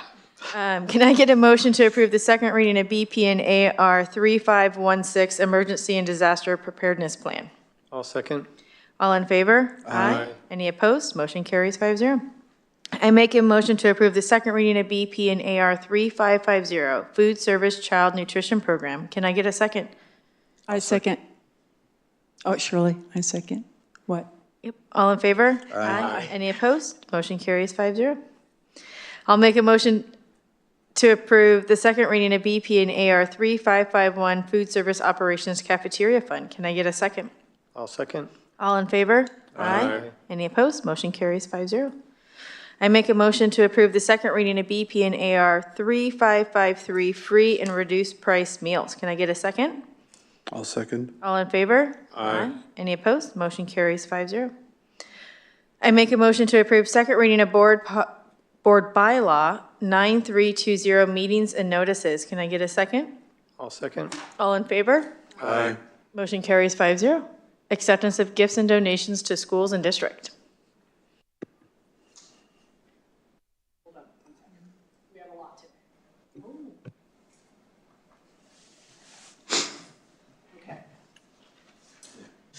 We have desktop calendars from Richard Giandino, sorry if I mispronounced that, for $2,500. A monetary donation to Lawrence Jones Wrestling from Mariah Hansen for $725.21.